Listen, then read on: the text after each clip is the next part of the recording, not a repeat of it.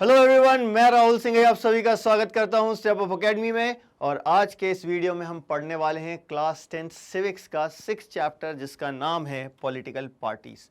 बहुत ही interesting chapter है भाई। हम सभी को जानते हैं कि नेतागिरी में बड़ा इंटरेस्ट आता है ना, कि नेता बनना होता है कुछ कुछ चीज़ों में।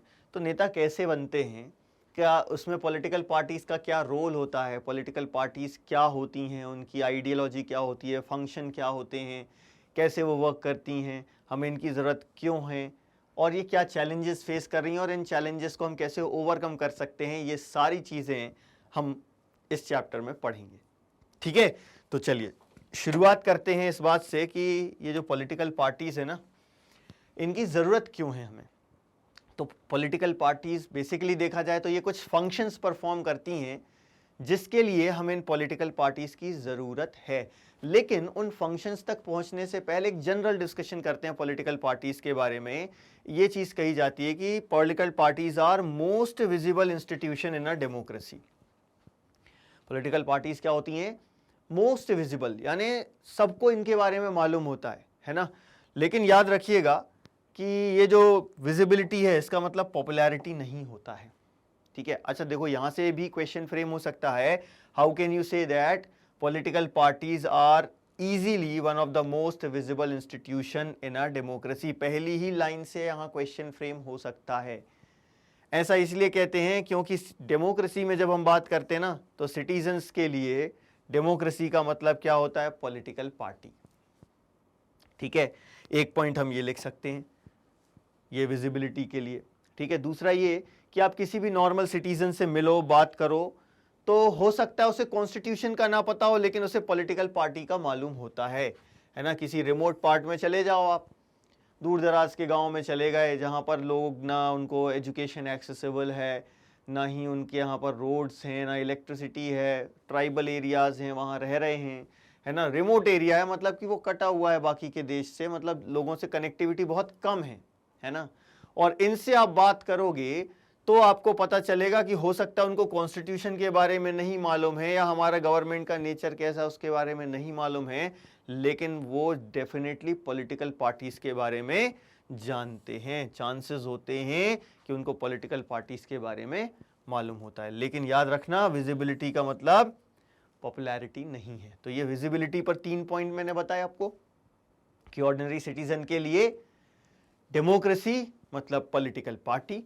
दूसरा, किसी रिमोट एरिया में जाओ, हो सकता है आपको वहां पर लोगों को कॉन्स्टिट्यूशन के बारे में और नेचर ऑफ गवर्नमेंट के बारे में ना मालूम हो, लेकिन चांसेस हैं कि उन्हें पॉलिटिकल पार्टी के बारे में कुछ ना कुछ मालूम होता है।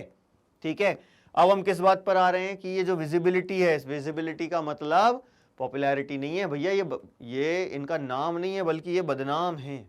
क्योंकि हमारी डेमोक्रेसी में हम ये कहते हैं जो कुछ भी गलत हो रहा है वो पॉलिटिकल पार्टीज के कारण हो रहा है। तो ज़्यादातर लोग जो होते हैं ना, वो क्या करते हैं? क्रिटिसाइज करते हैं पॉलिटिकल पार्टीज को। क्यों क्रिटिसाइज कर रहे हैं हम? क्योंकि हमें लग रहा है कि हमारी जो डेमोक्रेसी में जो कुछ भी गलत हो रहा है ना, वो सब पॉलिटिकल पार्टीज के कारण हो रहा है ना। जो भी चीज़ है उसके लिए हम पॉलिटिकल पार्टीज को ही ब्लेम करते हैं। ठीक है, क्लियर है ये चीज़? तो यहाँ पर हमने क्या बोला कि जो कुछ गलत हो रहा है वो पॉलिटिकल पार्टीज के कारण हो रहा है। मतलब हमारे समाज में जो डिवीजन हुआ है, सोसाइटी डिवाइड हो गई है ना, वो सोसाइटी में डिवीजन का मेन कारण हम किसको बोल रहे हैं? इन पॉलिटिकल पार्टीज को। क्लियर है ये चीज़? ठीक है, तो डेफिनेटली भैया जब इतनी विजिबल हैं, हम उनको क्रिटिसाइज भी कर रहे हैं, तो इनके बारे में जानना तो ज़रूरी है ना। तो क्वेश्चन क्या आता है? Do we need political parties at all? Criticise कर रहे हैं ना, सब लोग बोल रहे हैं ना कि ये जो डिविजन्स दिख रहे हैं, ये जो परेशानियां हम फेस कर रहे हैं, ये सब पार्टीज के कारण हो रहा है ना। तो क्वेश्चन आएगा ना, do we need these political parties at all? क्या हमें इनकी जरूरत है?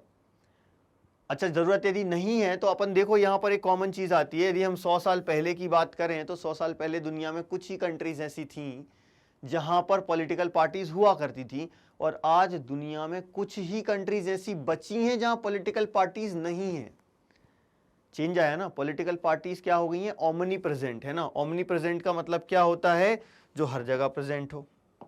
ठीक है, तो ये याद रखना अपन को, पॉलिटिकल पार्टीज कैसी हैं? Why did political parties become so omnipresent in democracies all over the world? ये अगला क्वेश्चन आएगा हमारा। तो ये सब समझने से पहले हमें ये समझना होगा कि भाई ये पॉलिटिकल पार्टी होती क्या है। तो सबसे पहले जरा इसका मीनिंग समझें अपन कि ये पॉलिटिकल पार्टी क्या होती है। ग्रुप ऑफ पीपल, सिंपल सी बात है, कुछ लोग एक साथ आए, लेकिन कैसे लोग? जिनकी सोच एक जैसी है, जो अपने देश के लिए कुछ करना चाहते हैं और नहीं भी करना चाहते हैं, लेकिन सोच एक जैसी है। जब सोच एक जैसी होती है तभी लोग ग्रुप बनाते हैं ना, है ना। तो पॉलिटिकल पार्टी भी क्या है? ग्रुप ऑफ पीपल है। तो देखो कीवर्ड मिल गया हमको। एक पॉलिटिकल पार्टी क्या आती है? ग्रुप ऑफ पीपल होती है, जो एक साथ आते हैं। क्यों आते हैं? पावर के लिए। पॉलिटिक्स मतलब पावर, है ना। तो ये क्या होते हैं? काय के लिए एक साथ आते हैं? Come together to contest elections and hold power in the government. Power चाहिए इनको, और वो पावर मिलती है इनको इलेक्शंस कंटेस्ट करके। जब वो जीतते हैं तब ये पावर मिलती है। तो पॉलिटिकल पार्टी की डेफिनेशन मिल गई हमको यहाँ पर। A political party is a group of people who come together to contest election and hold power in the government. ये डेफिनेशन मिल गई 1 मार्क के हिसाब से। लेकिन 2 मार्क का आएगा क्वेश्चन, 1 मार्क का तो आएगा नहीं। तो हम क्या करें? एक और चीज दी हुई है इसी पॉलिटिकल पार्टी में। अब हम जो लोगों ने वो पार्टी बनाई उनके बारे में बोलेंगे कि they agree on some policies and programmes for the society, है ना। क्या करते हैं ये? पॉलिसीज बनाते हैं, प्रोग्राम्स बनाते हैं, है ना। वो सब लोग जो सोचते हैं ना एक जैसे, वो एग्री होते हैं इन चीजों पर, है ना। So they agree on some policies and programmes for the society. किस चीज के व्यू से? To promote collective good. अब जरा इस पर फोकस करते हैं, ये कलेक्टिव गुड पर, है ना। पार्टी क्यों बनाई इन्होंने? ताकि लोगों का भला कर सकें, और इसके लिए ये पॉलिसीज और प्रोग्राम्स बनाएंगे और उस पर एग्री होंगे तभी ये ग्रुप बनेगा। ठीक है, यदि एग्री नहीं है उन पॉलिसीज पर और प्रोग्राम्स पर तो ये ग्रुप नहीं बनेगा। ठीक है, तो पॉलिटिकल पार्टीज जो होती हैं वो ग्रुप ऑफ पीपल होती हैं जो इलेक्शन कंटेस्ट करती हैं और पावर होल्ड करती हैं, और ये पॉलिसीज एंड प्रोग्राम्स बनाती हैं जिन पर वो सब लोग पार्टी के जो मेंबर्स होते हैं वो एग्री होते हैं। और ये किस चीज़ के लिए पॉलिसीज एंड प्रोग्राम्स बनाते हैं? To promote collective good. लेकिन ये कलेक्टिव गुड का मीनिंग हर किसी के लिए अलग अलग हो सकता है ना।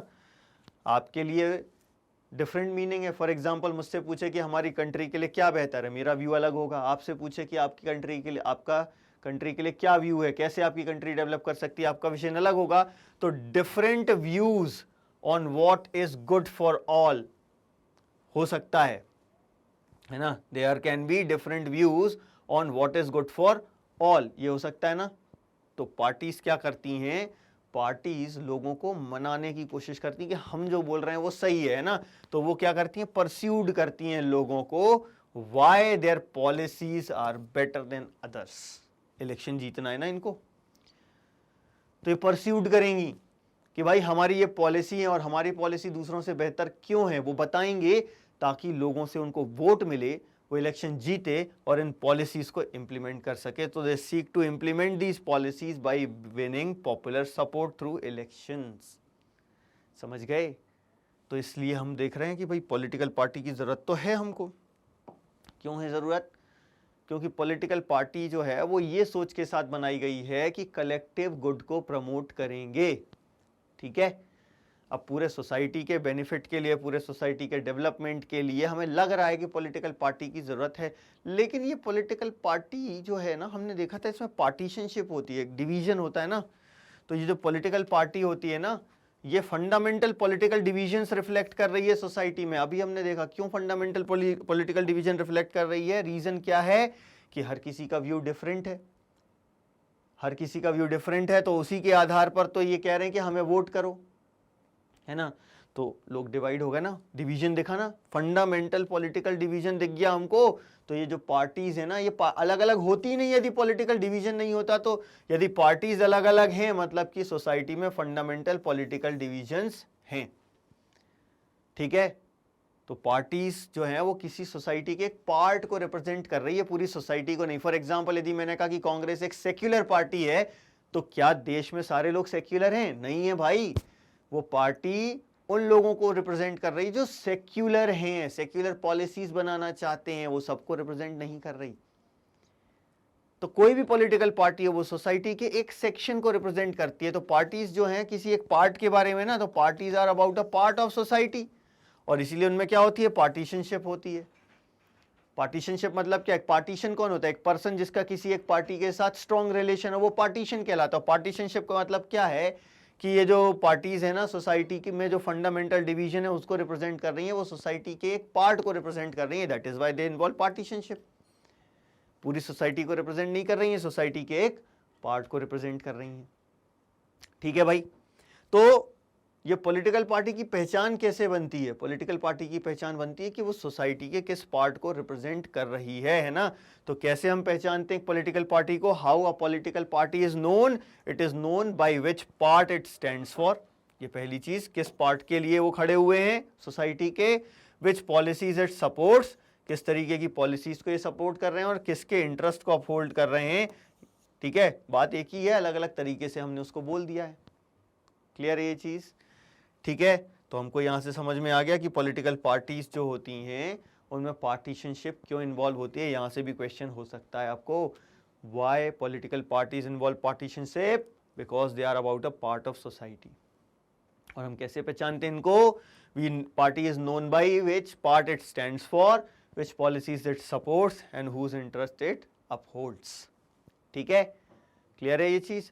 अब पार्टी जो होती है ना वो कैसे बनती है, इसमें तीन, क्या कहना चाहिए अपन को, कंपोनेंट्स, तीन कंपोनेंट्स होते हैं पॉलिटिकल पार्टी के। कौन से तीन कंपोनेंट्स होते हैं, leaders, active members and followers. ये तीन कंपोनेंट्स होते हैं पॉलिटिकल पार्टी के, इन तीनों से मिलकर एक पॉलिटिकल पार्टी का फॉर्मेशन होता है। ठीक है, क्लियर है ये चीज? ये तो समझ में आ गया एक पार्टी क्या होती है, क्यों पार्टीशनशिप इन्वॉल्व करती है ये पार्टी, है ना। लेकिन अब क्वेश्चन फिर से वही, इनकी ज़रूरत क्या है।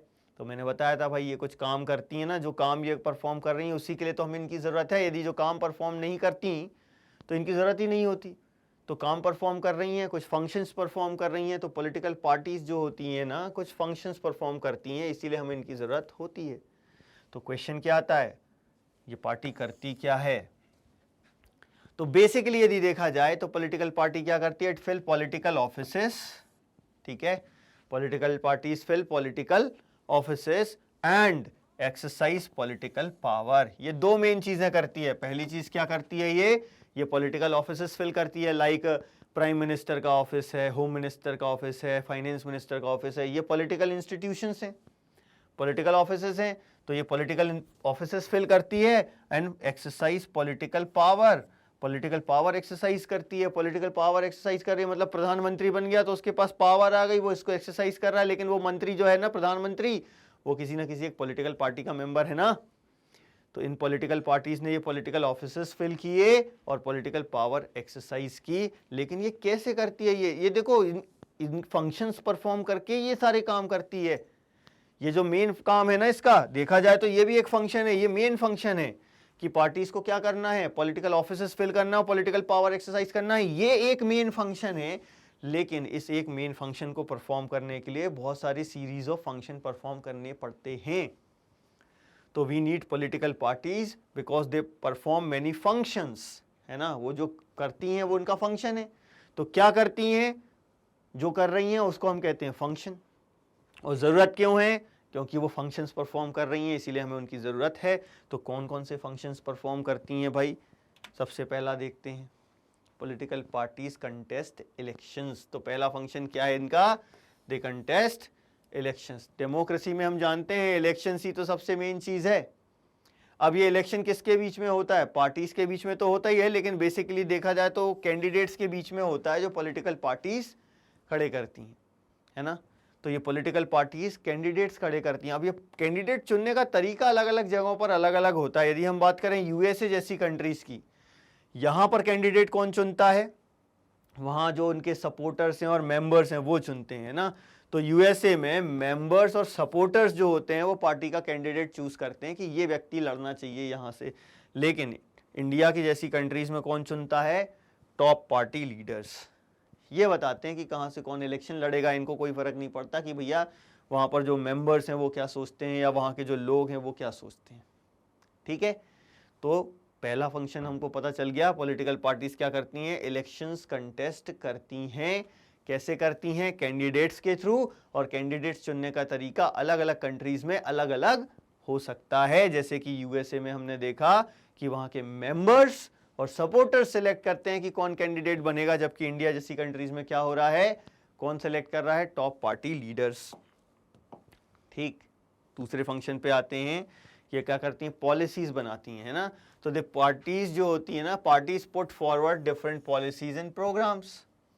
ये दूसरा फंक्शन है, क्या करना है, पॉलिसीज एंड प्रोग्राम्स फॉरवर्ड करना है, and voters choose from them. Voters जो हैं वो इसमें से चुनते हैं। ठीक है, क्लियर है ये चीज, क्या समझ में आया। पार्टीज क्या करती हैं, they put forward policies and programmes, policies बनाती हैं, प्रोग्राम्स बनाती हैं, और वोटर्स जो हैं वो इसमें से चूज करते हैं। क्लियर है ये चीज।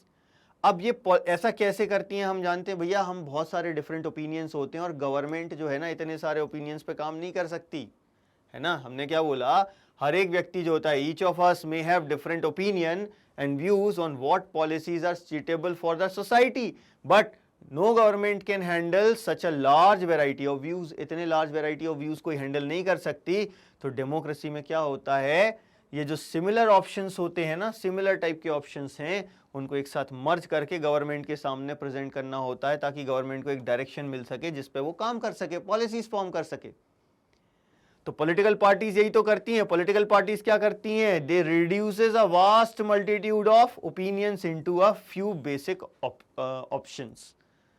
ठीक है, बहुत सारे ओपिनियंस जो होते हैं उनको मर्ज करके कुछ बेसिक ऑप्शंस बनाती है, और ये गवर्नमेंट के सामने प्रेजेंट करती है, और फिर गवर्नमेंट जो है वो इस पर वर्क करती है। ठीक, अब ये पार्टी जो होती है जनरली कौन सी पार्टी होती है, ये रूलिंग पार्टी होती है। ये रूलिंग पार्टी ये कुछ जो वास्ट मल्टीट्यूड ऑफ ओपिनियंस होता है उसको कुछ बेसिक पोजीशंस में या बेसिक ऑप्शंस में उसको कन्वर्ट करके और गवर्नमेंट के सामने प्रेजेंट करती है, और फिर गवर्नमेंट उस रूलिंग पार्टी के हिसाब से काम करती है। समझ गए। तो ये दूसरा फंक्शन हो गया, इसमें रूलिंग पार्टी का बहुत इंपॉर्टेंट रोल होता है। ठीक है, अगले फंक्शन पर आ जाते हैं। अगला फंक्शन क्या है हमारा, लॉ मेकिंग। ठीक है, पॉलिटिकल पार्टीज क्या करती हैं, they play a decisive role. याद रखना क्या कर रही हैं, प्ले अ डिसाइसिव रोल। बहुत सारे लोग क्या लिख के आ जाते हैं, political parties helps in making law. ठीक है, या political parties make law. Political party law नहीं बना रही, लॉ तो कहां बन रहा है, पार्लियामेंट में बन रहा है, लोकसभा और राज्यसभा मिलकर बना रही हैं, लेकिन उन लोकसभा और राज्यसभा में जो मेंबर्स हैं वो किसी ना किसी पॉलिटिकल पार्टी को बिलोंग करते हैं। इसीलिए हमने क्या कहा कि parties play a decisive role in making laws for the country. Clear है ये चीज, रोल प्ले कर रही हैं। कैसे रोल प्ले कर रही हैं भाई, ये जो लेजिस्लेचर है ये कहां से आया, इलेक्ट होकर आया। लोकसभा और राज्यसभा में इलेक्टेड लोग हैं। ठीक है, लोकसभा में डायरेक्टली इलेक्टेड हैं, राज्यसभा में इनडायरेक्टली इलेक्टेड हैं। तो ये जो मेंबर्स होते हैं ये किसी ना किसी पार्टी को बिलोंग करते हैं, और ये पार्टी के हिसाब से काम करते हैं। They go by the directions of the party leadership. उनका पर्सनल ओपिनियन क्या है उससे फर्क नहीं पड़ता, पार्टी ने जो डिसाइड किया है वही ये लोग करते हैं, और उसी तरीके के लॉ बनाए जाते हैं। तो पार्टी ने एक इंपॉर्टेंट रोल प्ले किया ना लॉ बनाने में, थ्रू देयर मेंबर्स। जो पार्टी ने डिसाइड किया है वही मेंबर्स करेंगे, कुछ अलग नहीं कर सकते। तो तीसरा फंक्शन हो गया, they play a decisive role in making law. ठीक है, अगला क्या आ जाता है अपना पॉइंट, अपना फंक्शन क्या आ जाता है अपना, कि भाई ये गवर्नमेंट फॉर्म करती हैं और उसको रन करती हैं। Political parties forms and runs the government. कैसे करती हैं, पॉलिटिकल पार्टीज इलेक्शंस कंटेस्ट करती हैं, उसमें लोग जीतते हैं, फिर उनमें से ही किसी को वो अपने मेंबर्स को ट्रेनिंग देती हैं, उनको मिनिस्टर्स बनाती हैं, और यही मिनिस्टर्स तो डिसीजन लेते हैं। यही तो है ना पॉलिटिकल एग्जीक्यूटिव।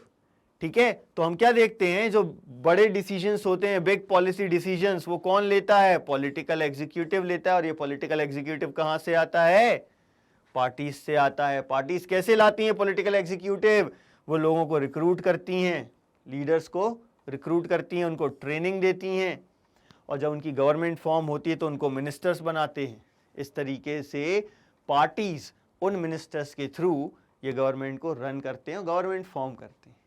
ठीक है, तो ये हमारा अगला फंक्शन हो गया भाई। फिर अगले फंक्शन पर आ जाते हैं, ये अपना गवर्नमेंट रन करने का फंक्शन भी हो गया। अब अपोजिशन के रोल की बात करते हैं, बहुत ही इंपॉर्टेंट रोल होता है अपोजिशन का। जो हार गए वो अपोजिशन फॉर्म करेंगे, ठीक है। जितनी पॉलिटिकल पार्टीज हार गई वो सब मिलकर क्या फॉर्म करती हैं, अपोजिशन। अब इसका रोल क्या है, गवर्नमेंट की पावर को चेक करना। मतलब गवर्नमेंट कुछ गलत कर रही है कि सही कर रही है, चेक करना, गलत तो नहीं कर रही हो, गलत कर रही तो लोगों तक पहुंचाना और लोगों का सपोर्ट मोबिलाइज करना गवर्नमेंट के खिलाफ, गवर्नमेंट को क्रिटिसाइज करना, उनकी गलत पॉलिसीज को क्रिटिसाइज करना, ये अपोजिशन का काम होता है ना। तो ये जो पार्टीज जो इलेक्शन हार जाती हैं वो अपोजिशन फॉर्म करती हैं। कैसे करती हैं, by voicing different views and criticising government for its failure और रॉन्ग पॉलिसीज, ठीक है। तो ये जो अपोजिशन पार्टीज होती हैं ये बहुत इंपॉर्टेंट रोल प्ले करती हैं by mobilising opposition to the government.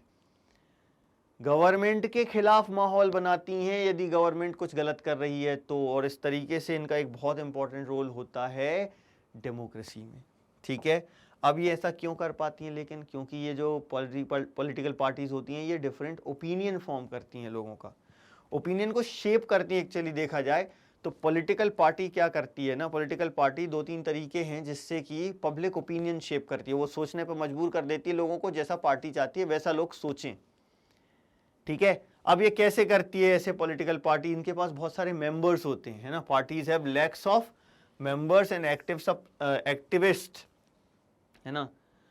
इसके मेंबर्स होते हैं, एक्टिविस्ट होते हैं, पूरी कंट्री में फैले हुए हैं। ये इन लोगों के थ्रू लोगों का ओपिनियन शेप करती हैं, है ना।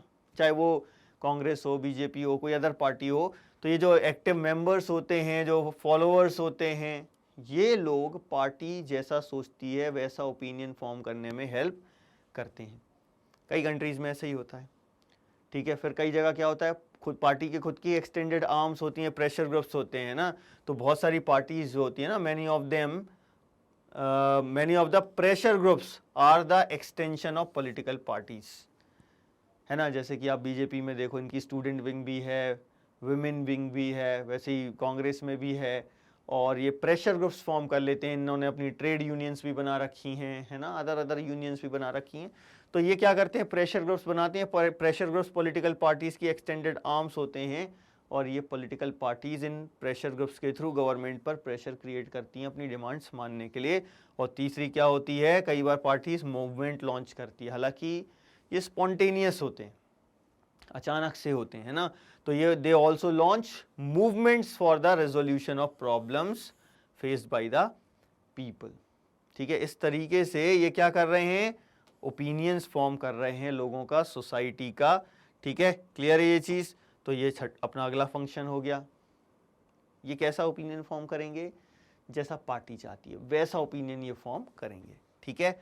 और आखिरी जो आता है ना, बहुत important, they provide access to government machinery and welfare schemes, है ना। कई बार गवर्नमेंट मशीनरी, फॉर एग्जांपल कोई ऑफिसर है, वो हमारी बात ही नहीं सुन रहा, हम उससे बोल रहे हैं भाई हमारा काम कर दे, उसी की जिम्मेदारी है वो काम करना, लेकिन नहीं करना भाई साहब को, नहीं करना उनको हमारा काम।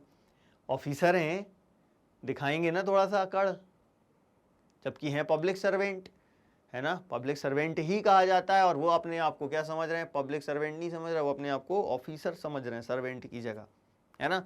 तो कई बार क्या होता है, वो बात ही नहीं करते, सुनते ही नहीं है, ऑफिस में अंदर ही नहीं घुसने दिया जाता कई बार। तो हम क्या करते हैं, हम अपने रिप्रेजेंटेटिव के पास जाते हैं, उनसे बोलते हैं कि सर आपके काम, अपने क्षेत्र का ये काम है, और ये जो ऑफिसर है ये हमारी सुन नहीं रहा है बात, वो मिलता ही नहीं है, भगा देता है, सुन ही नहीं रहा है। तो वो फिर मंत्री फ़ोन लगाएगा तो भागा आएगा, है ना।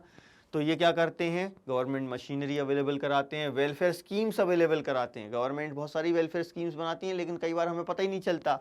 तो ये क्या कर रहे हैं, एक्सेस प्रोवाइड कर रहे हैं गवर्नमेंट मशीनरी को और वेलफेयर स्कीम्स का। कौन, पॉलिटिकल पार्टीज जो गवर्नमेंट ने बनाई है ना।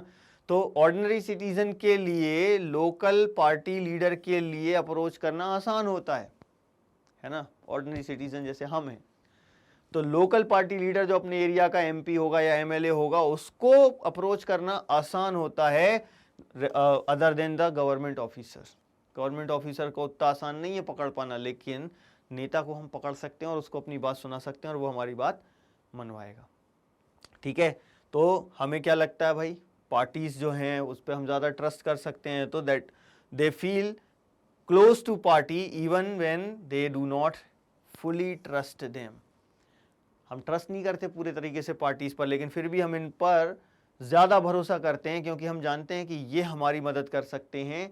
जब गवर्नमेंट ऑफिसर नहीं सुन रहा है तो सिर्फ यही व्यक्ति है जो हमारा काम करवा सकता है। तो इसीलिए हमने क्या कहा, इसका फंक्शन क्या है, they provide access to government machinery and welfare schemes. ठीक, तो ये फंक्शंस हो गए हमारे। ठीक है, अब फंक्शंस तो समझ में आ गए कि ये सारे फंक्शंस परफॉर्म कर रही हैं पॉलिटिकल पार्टीज और इसीलिए हमें पॉलिटिकल पार्टीज की ज़रूरत है। लेकिन एक और नया क्वेश्चन आता है दिमाग में नेसेसिटी के बेसिस पर, क्या डेमोक्रेसीज बिना पॉलिटिकल पार्टीज के एग्जिस्ट नहीं कर सकती? भाई बिल्कुल कर सकती हैं, क्यों नहीं कर सकती? तो अभी हम देखते हैं कैसे, क्यों ज़रूरी है पॉलिटिकल पार्टीज, क्यों नेसेसरी हैं ये पॉलिटिकल पार्टीज। अब हमारा ध्यान उस पर जाएगा कि क्या है हमारा क्वेश्चन, क्या है, क्या modern democracies can not exist without political parties. तो इस क्वेश्चन का आंसर हमें देना है। तो इसके लिए हमें क्या करना होगा, पहले तो एक सिचुएशन इमेजिन करते हैं जहां पर कोई पॉलिटिकल पार्टी नहीं है और वो डेमोक्रेसी है, बिना पॉलिटिकल पार्टी के डेमोक्रेसी है, ऐसी एक सिचुएशन इमेजिन करते हैं तो वहां पर क्या होगा। ठीक है, तो भाई देखो क्या होगा, सबसे पहली चीज तो हर एक कैंडिडेट जो है वो इंडिपेंडेंट होगा। अब हर एक कैंडिडेट इंडिपेंडेंट है तो क्या समस्या आएगी, कोई भी पर्सन अपने कॉन्स्टिट्यूएंसी के लोगों को कोई मेजर पॉलिसी चेंज का प्रॉमिस नहीं कर पाएगा, है ना। No one will be able to make any promise to the people about any major policy change. Major policy change का प्रॉमिस ही नहीं कर पाएंगे, है ना, क्योंकि पार्टी रहती है तो यार वो पार्टी के दम पे कि यार हम सब हैं मिलकर कर लेंगे चेंज। लेकिन यहाँ हर एक इंडिपेंडेंट है, अब सब इंडिपेंडेंट है, कोई मेजर पॉलिसी चेंज का डिसीजन नहीं कर पाएगा। दूसरी चीज क्या, गवर्नमेंट फॉर्म होना मुश्किल होगा, है ना। गवर्नमेंट में भी फॉर्म्ड मुश्किल होगा, बट हो सकता है फॉर्म हो जाए, लेकिन उसकी यूटिलिटी कैसी रहेगी, विल रिमेन एवर अनसर्टेन। कभी भी वो गवर्नमेंट गिर सकती है क्योंकि सारे के सारे इंडिपेंडेंट कैंडिडेट्स हैं। समझ गए ये चीज़? तो क्या समझ में आया, सब इंडिपेंडेंट होंगे, कोई मेजर पॉलिसी का चेंज नहीं कर पाएगा, गवर्नमेंट फॉर्म हो जाएगी तो तब भी उसके बाद भी अनसर्टेन रहेगा कि वो कब तक चलेगी। और इलेक्टेड रिप्रेजेंटेटिव सिर्फ अपनी कॉन्स्टिट्यूएंसी के लिए तो के लिए तो आंसरेबल रहेंगे, है ना, अकाउंटेबल रहेंगे। ठीक है, हर एक व्यक्ति किसके लिए अकाउंटेबल होगा, खुद की कॉन्स्टिट्यूएंसी के लिए अकाउंटेबल होगा, लेकिन no one will be responsible for how the country will be run. पूरी कंट्री के लिए कोई जिम्मेदार नहीं है। तो भैया यहाँ इस सिचुएशन को इमेजिन करके हम बता सकते हैं कि पॉलिटिकल पार्टीज की जरूरत हमें क्यों है। ठीक है, दूसरी चीज पे आ जाते हैं अब अपन। अगला दूसरी सिचुएशन अपन देखते हैं, कोई ऐसा इलेक्शन देखते हैं ना जहां पर पार्टी नहीं होती है। फॉर एग्जाम्पल ग्राम पंचायत के इलेक्शंस में पार्टीज डायरेक्टली कंटेस्ट नहीं करती हैं, है ना। तो हम यहाँ पर फिर से किसका एग्जाम्पल ले रहे हैं, एक नॉन पार्टी बेस्ड इलेक्शंस का, जो कहाँ पर होता है, पंचायत में होता है, सारी स्टेट्स में। ठीक, अब यहाँ पर क्या होगा, पार्टीज ने तो फॉर्मली कंटेस्ट नहीं किया, लेकिन विलेज में हम देखते हैं लोग क्या होते हैं, सेक्शंस में डिवाइड हो जाते हैं। जो विलेजर्स होते हैं वो क्या करते हैं, they split into more than one fraction, और ये हर एक फ्रैक्शन जो होता है वो अपने कैंडिडेट्स का एक पैनल सिलेक्ट करता है और उनको इलेक्शन में कंटेस्ट करवाता है। तो पॉलिटिकल पार्टीज भी तो यही करती हैं भाई, जब यहाँ पार्टी नहीं है कोई और उसके बावजूद भी वही हो रहा है, तो पॉलिटिकल पार्टीज भी तो वही करेंगी ना, तो यही तो करती है ना पार्टी। इसीलिए तो हम देखते हैं कि आजकल हर जगह, हर कंट्री में, अपन कहीं भी चले जाओ, सभी जगह पर, वो चाहे छोटी हो या बड़ी हो, नई हो या पुरानी हो, हर जगह हमें पॉलिटिकल पार्टीज मिलती हैं। ठीक, और एक और इंपॉर्टेंट चीज देखते हैं, ये तो हमने दो सिचुएशन देख ली, तीसरी और सिचुएशन देखते हैं, क्योंकि हम रिप्रेजेंटेटिव डेमोक्रेसी में रह रहे हैं। तो रिप्रेजेंटेटिव डेमोक्रेसी में पार्टीज की इंपॉर्टेंस और बढ़ जाती है। तो rise of political parties is directly linked to the emergence of representative democracies. क्यों है भाई ऐसा, क्योंकि ये जो लार्ज सोसाइटीज होती हैं, ये रिप्रेजेंटेटिव्स की इसमें रिक्वायरमेंट होती है, क्योंकि ये बहुत कॉम्प्लेक्स होती हैं। यहाँ पर हम एग्जांपल लेते हैं कि जैसे सोसाइटी लार्ज और कॉम्प्लेक्स होती चली जाती हैं, तो इनको क्या चाहिए, एक एजेंसी चाहिए। क्या चाहिए इनको, एक एजेंसी। किस चीज के लिए इनको एजेंसी चाहिए? जो डिफरेंट व्यूज को गैदर कर सके, डिफरेंट इश्यूज के ऊपर जो होते हैं, है ना, अलग अलग इश्यूज पर अलग अलग व्यूज होते हैं। एक इशू है उस पर डिफरेंट व्यूज हैं, दूसरा इशू है उस पर डिफरेंट व्यूज हैं। तो ये जो वेरियस इश्यूज होते हैं उस पर लोगों के वेरियस व्यूज होते हैं, इनको गवर्नमेंट के सामने प्रेजेंट करना होता है। ये कैसे होगा? इसके लिए जो एक एजेंसी चाहिए वो क्या है? Political party. ठीक है, दूसरा और देखते हैं, और हमें किस चीज की रिक्वायरमेंट होती है। यहां तो मैंने बोला एक एजेंसी चाहिए व्यूज इकट्ठा करके गवर्नमेंट के सामने प्रेजेंट करने के लिए। दूसरा हमें क्या चाहिए? वेज। They need ways. किस चीज के लिए चाहिए हमें ये ways? To bring various representatives together so that responsible government can be formed.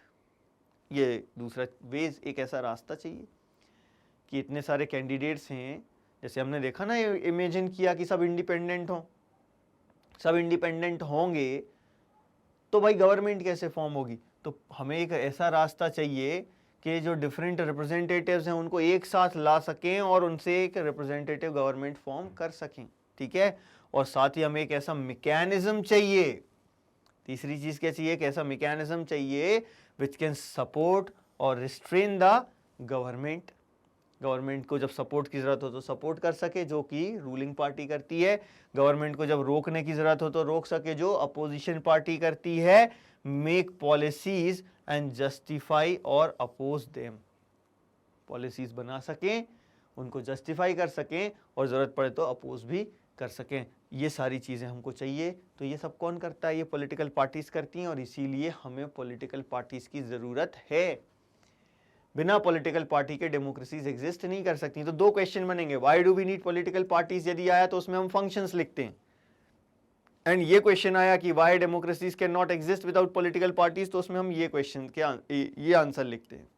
ठीक है, तो दो क्वेश्चंस के यहाँ पर अपन ने आंसर पढ़ लिए कि भैया डेमोक्रेसी में पॉलिटिकल पार्टीज की जरूरत हमें क्यों है।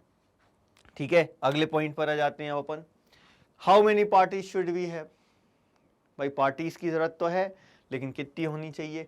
वैसे तो देखा जाए यदि हम डेमोक्रेसी की बात करें तो people are free to form the party and participate in the elections, है ना, होता है ना। तो इस हर एक कंट्री में डेमोक्रेसी में हम क्या देख रहे हैं? Group of citizens are free to form a political party, और इसके हिसाब से हम देखें तो there are a large number of political parties in each country. जैसे हम इंडिया की बात करें तो इंडिया में कितने हैं? 750 से ज्यादा पॉलिटिकल पार्टीज हैं which are registered with election commission of India. 750 से ज्यादा। लेकिन क्वेश्चन ये आता है, क्या ये 750 पॉलिटिकल पार्टीज में से सबके जीतने के चांसेस होते हैं? क्या ये सारी पॉलिटिकल पार्टीज जीतती हैं? बिल्कुल नहीं जीतती भैया। ये सारे सीरियस कंटेंडर्स नहीं होते हैं।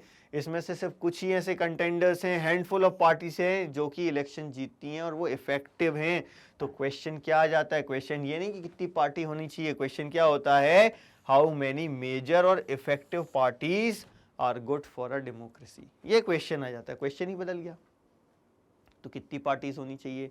अब ये चीज अपन यहाँ समझते हैं कि अलग अलग कंट्रीज में नंबर ऑफ पार्टीज जो होता है वो अलग अलग होता है ना। जैसे कि कुछ केसेस में हम देखते हैं एक ही पार्टी होती है, जैसे हम सिंगल पार्टी सिस्टम कहते हैं, है ना। जैसे कि चाइना में कुछ कंट्रीज हैं जहां पर एक ही पार्टी गवर्नमेंट फॉर्म करती है। ऐसा नहीं कह रहे कि अदर पार्टीज नहीं होती हैं, अदर पार्टीज होती हैं। जैसे चाइना में भी people are free to form parties and contest elections, लेकिन वो फ्रीली ऐसा नहीं कर सकते, उनको उसके लिए कम्युनिस्ट पार्टी ऑफ चाइना की परमिशन चाहिए होती है। तो कुछ पार्टीज ऐसी होती हैं, कुछ कंट्रीज ऐसी होती हैं जहां पर सिर्फ एक ही पार्टी अलाउड होती है जो गवर्नमेंट फॉर्म करती है और रन करती है। इन्हें हम वन पार्टी सिस्टम कहते हैं। जैसे कि चाइना में कम्युनिस्ट पार्टी ही गवर्नमेंट फॉर्म कर सकती है और रन कर सकती है। लेकिन चाइना में मैंने क्या बोला? लीगली स्पीकिंग चाइना में people are free to form political parties. It does not happen because the electoral system does not permit free competition for power. हो सकती हैं एक से ज्यादा पार्टीज, होती भी हैं। आप देखोगे तो आपको पता भी चलेगा कि भैया ये और पार्टीज हैं, लेकिन वो सब किससे अफिलिएटेड हैं? कम्युनिस्ट पार्टी ऑफ चाइना से। तो भले ही अलग पार्टी हैं लेकिन कोई मतलब नहीं रहा। क्यों नहीं रहा भाई कोई मतलब? क्योंकि जो ये पार्टी बोलेगी वही उनको करना पड़ेगा, नहीं तो उसको इलेक्शन कंटेस्ट करने ही नहीं मिलेगा, है ना। तो तो ये जो वन पार्टी सिस्टम होता है इसको हम अच्छा नहीं मानते। क्यों नहीं मानते हम वन पार्टी सिस्टम को अच्छा? ये डेमोक्रेटिक है ही नहीं। क्या ये डेमोक्रेटिक है? भाई एक ही पार्टी है, दूसरी पार्टी है ही नहीं, तो इसको डेमोक्रेसी क्यों नहीं कह सकते? चॉइस ही नहीं है लोगों के पास, चॉइस तो होनी चाहिए। तो एक डेमोक्रेसी के लिए कम से कम 2 पार्टीज तो हों। तो यहां पर आ जाते हैं हम, बाई पार्टी सिस्टम पे बात करते हैं। 2 पार्टीज होती हैं, कोई कंट्रीज ऐसी होती हैं जहां 2 सीरियस कंटेंडर्स होते हैं, मतलब कि उन 2 में से ही कोई एक पार्टी गवर्नमेंट फॉर्म करती है। अदर पार्टीज होती हैं, इलेक्शन कंटेस्ट करती हैं, कुछ सीट्स भी जीत सकती हैं नेशनल लेजिस्लेचर में, लेकिन वो गवर्नमेंट फॉर्म नहीं कर पाती। तो वो क्या कहलाता है? बाई पार्टी सिस्टम या 2 पार्टी सिस्टम। तो कुछ कंट्रीज में हम क्या देखते हैं? Power usually changes between 2 main parties, several other parties may exist, contest election and win a few seats in the national legislature, but only 2 main parties have a serious chance of winning majority of seats to form the government. ये bi party system कहाँ होता है? जैसे कि हमने देखा USA में है, ब्रिटेन में है। यूएसए में हम जानते हैं डेमोक्रेटिक पार्टी है और रिपब्लिकन पार्टी है, और यूनाइटेड किंगडम में यानी कि ब्रिटेन में कौन सी पार्टीज हैं? लेबर पार्टी है और कंजर्वेटिव पार्टी हैं। ये मेजर पार्टीज हैं जो इलेक्शन कंटेस्ट करती हैं और जीतती हैं और गवर्नमेंट फॉर्म करती हैं। बाकी पार्टीज भी हैं लेकिन वो सीरियस कंटेंडर्स नहीं है। लेकिन फिर आता है इंडिया वाला सिस्टम, जहाँ पर सेवरल पार्टीज जो है वो compete करती हैं और मोर देन 2 पार्टीज के चांसेस हैं कि वो इलेक्शन जीत सकते हैं। और ऐसा भी होता है कि मान लो किसी को मेजॉरिटी नहीं मिली तो उनको अलायंस फॉर्म करना पड़ता है। तो कई बार क्या होता है? अलायंस जीतता है, ये गवर्नमेंट फॉर्म करता है। तो इस तरीके का जो सिस्टम होता है उसे हम क्या कहते हैं? मल्टी पार्टी सिस्टम, जो कि इंडिया में अपन को मिलता है। ठीक है, तो भाई देखो हमने क्या देखा इंडिया में, एक चीज कि एक से ज्यादा पार्टी जीत सकती है आइदर ऑन देयर ओन या फिर अलायंस फॉर्म करके। अच्छा देखो, जब अलायंस फॉर्म करते हैं, इलेक्शन जीतते हैं और गवर्नमेंट फॉर्म करते हैं तो उसको हम कोलिजन गवर्नमेंट कहते हैं, है ना। मतलब जब कोई अलायंस जीता और उसने गवर्नमेंट फॉर्म की, क्योंकि किसी एक सिंगल पार्टी को मेजॉरिटी नहीं मिल रही थी, तो उस अलायंस ने जो गवर्नमेंट फॉर्म की उसको हम क्या कहते हैं? कोलिजन गवर्नमेंट कहते हैं। अब इस कोलिजन गवर्नमेंट में क्या हुआ मल्टी पार्टी सिस्टम में कि कई पार्टीज एक साथ आई, they joined hands for the purpose of contesting elections, ठीक है, और अलायंस फॉर्म किया, या इसी अलायंस को एक और क्या कहते हैं अपन? फ्रंट कहते हैं। तो 2004 में जो इलेक्शंस हुए थे उसमें 3 मेन अलायंसेस थे या 3 मेन फ्रंट्स थे। वो था national democratic alliance, United progressive alliance और एक था लेफ्ट फ्रंट, है ना। यूनाइटेड प्रोग्रेसिव अलायंस की मेन पार्टी कौन सी थी? कांग्रेस, ठीक है, Congress was the main party in United progressive alliance, ठीक है। एनडीए यानी नेशनल डेमोक्रेटिक अलायंस, इसकी मेन पार्टी कौन सी थी? बीजेपी, ठीक है। और तीसरा फ्रंट कौन सा था? Left front. मतलब ये कम्युनिस्ट पार्टी जो थी ना, उसमें कम्युनिस्ट पार्टीज जो थी वो इस लेफ्ट फ्रंट में थी, जो मिलकर कांग्रेस के खिलाफ लड़ रही थी और अपनी गवर्नमेंट फॉर्म करना चाह रही थी, ठीक। तो ये 3 मेन अलायंसेस थे जिन्होंने गवर्नमेंट फॉर्म करने के लिए इलेक्शन कंटेस्ट किए 2004 में, ठीक। तो अब ये मल्टी पार्टी सिस्टम है, ये कैसा नजर आ रहा है? मेसी। और लोग ये कह रहे हैं कि इससे क्या हो सकता है? पॉलिटिकल इंस्टेबिलिटी आती है ना। और भी क्या चीजें कह रहे हैं ये कि ये साथ में ये जो सिस्टम है ये क्या अलाउ कर रहा है? Variety of interests and opinions to enjoy political representation. Negative तो है, लग तो रहा है कि मैसी हो गया है, पॉलिटिकल इंस्टेबिलिटी आ रही है, लेकिन क्या है फायदा? Variety of interest and opinions, इनको रिप्रेजेंटेशन मिल रहा है, ये ज़्यादा ज़रूरी है। समझ गए? क्लियर है ये चीज़? तो ये मल्टी पार्टी सिस्टम के कुछ एडवांटेजेस भी हैं, कुछ डिसएडवांटेजेस भी हैं। डिसएडवांटेज है मैसी होना और पॉलिटिकल इंस्टेबिलिटी के आने के चांसेस होना, लेकिन फ़ायदा क्या है कि भैया लोगों को ज़्यादा से ज़्यादा व्यूज़, लोगों के जो हैं उनके ओपिनियंस जो हैं उनको रिप्रेजेंटेशन मिल रहा है। तो क्वेश्चन क्या आता है? देखो हमने सिंगल पार्टी सिस्टम देखा, बाई पार्टी सिस्टम देखा, मल्टी पार्टी सिस्टम देखा, तो इनमें से अच्छा कौन सा है? क्वेश्चन आएगा which one of these is better. ये क्वेश्चन ही गलत है। क्यों गलत है? ये क्वेश्चन इसीलिए गलत है क्योंकि पार्टी सिस्टम कोई कंट्री चूज नहीं करती है, पार्टी सिस्टम इवॉल्व होता है। आई बात समझ में? क्या होता है? पार्टी सिस्टम इवॉल्व होता है। तो बेस्ट आंसर क्या है हमारा इस क्वेश्चन के लिए कि भैया ये क्वेश्चन ही सही नहीं है। क्यों नहीं है? क्योंकि पार्टी सिस्टम ऐसा कोई चीज नहीं है जिसे हम चूज करें। पार्टी सिस्टम इवॉल्व होता है। किन चीज़ों के बेसिस पर इवॉल्व होता है ये, अब वो पॉइंट्स देखना भाई, ध्यान से समझना इसको कि किन चीज़ों के बेसिस पर बहुत लंबे समय में एक पार्टी सिस्टम इवॉल्व होता है। सबसे पहली चीज़ क्या है, नेचर ऑफ सोसाइटी, कि सोसाइटी किस तरीके की है, वहाँ लोग कैसे रह रहे हैं, ठीक है। It's social and regional divisions, किस तरीके से सोशल डिविजन्स हैं और रीजनल डिविजन्स हैं, लैंग्वेज के बेसिस पर है कि कल्चर के बेसिस पर है, किस चीज़ के बेसिस पर। इट्स हिस्ट्री ऑफ पॉलिटिक्स, किस तरीके की हिस्ट्री है पॉलिटिक्स की, जैसे इंडिया की हिस्ट्री कैसी, हम आज़ादी से पहले ही पॉलिटिकल पार्टीज बन गई थी, है ना। And it's system of election, भाई देखो जैसे सिस्टम ऑफ इलेक्शन कैसा था, रशिया में हमने जैसे देखा कि भाई पहले तो मल्टी पार्टी सिस्टम अलाउड था, लेकिन फिर धीरे धीरे ऐसा सिस्टम चेंज किया उनने कि सिर्फ वहाँ पर एक ही पार्टी जो थी कम्युनिस्ट पार्टी, वही इलेक्शन में पार्टिसिपेट कर पा रही थी, इलेक्शन लड़ पा रही थी, इलेक्शन जीत पा रही थी और गवर्नमेंट फॉर्म कर पा रही थी, ठीक है। तो ये चार चीज़ें हमने देखी, nature of society, social and regional divisions, history of politics and system of elections. ये चार चीज़ों के बेसिस पर किसी भी कंट्री में पार्टी सिस्टम इवॉल्व होता है। कोई पार्टी सिस्टम कोई भी कंट्री चूज नहीं करती है, ये इवॉल्व होता है। तो ठीक है ना, अब याद रखना ये भी जल्दी नहीं होता, चेंजेस जो होते हैं वो जल्दी नहीं होते, चेंजेस होते हैं धीरे धीरे। तो क्वेश्चन क्या आता है भाई कि इंडिया में ऐसा क्या हुआ कि मल्टी पार्टी सिस्टम इवॉल्व हुआ है। तो यहां से क्वेश्चन फ्रेम हो गया, why India has evolved a multi party system. कैसे इवॉल्व हुआ, क्या रीजन था कि इतनी ज़्यादा डाइवर्सिटी है भाई, इतनी ज़्यादा डाइवर्सिटी कोई एक पार्टी तो एब्जॉर्ब कर नहीं सकती है ना। तो in India has evolved multi party system because it is because the social and geographical diversity in such a large country is not easily absorb by 2 और 3 पार्टीज। अच्छा, डाइवर्सिटी में भी देखो दो टाइप की है, सोशल डाइवर्सिटी भी है और जियोग्राफिकल डाइवर्सिटी भी है। तो ये जो सोशल और जियोग्राफिकल डाइवर्सिटी हम देख रहे हैं, देखो सोशल जो डाइवर्सिटी है उसकी बात करें तो डिफरेंट रिलीजन्स हैं, डिफरेंट हमारा कल्चर है, कल्चर में भी लैंग्वेज अलग है, कपड़े पहनने का तरीका अलग है, खान पान अलग है, ये सारी चीज़ें हैं। और जियोग्राफिकल डाइवर्सिटी, कोई माउंटेन्स में रह रहा है, कोई प्लेन्स में रह रहा है, कोई प्लेट्यूज में रह रहा है, कोई आइलैंड्स पे रह रहा है, तो अलग अलग टाइप की जियोग्राफी है।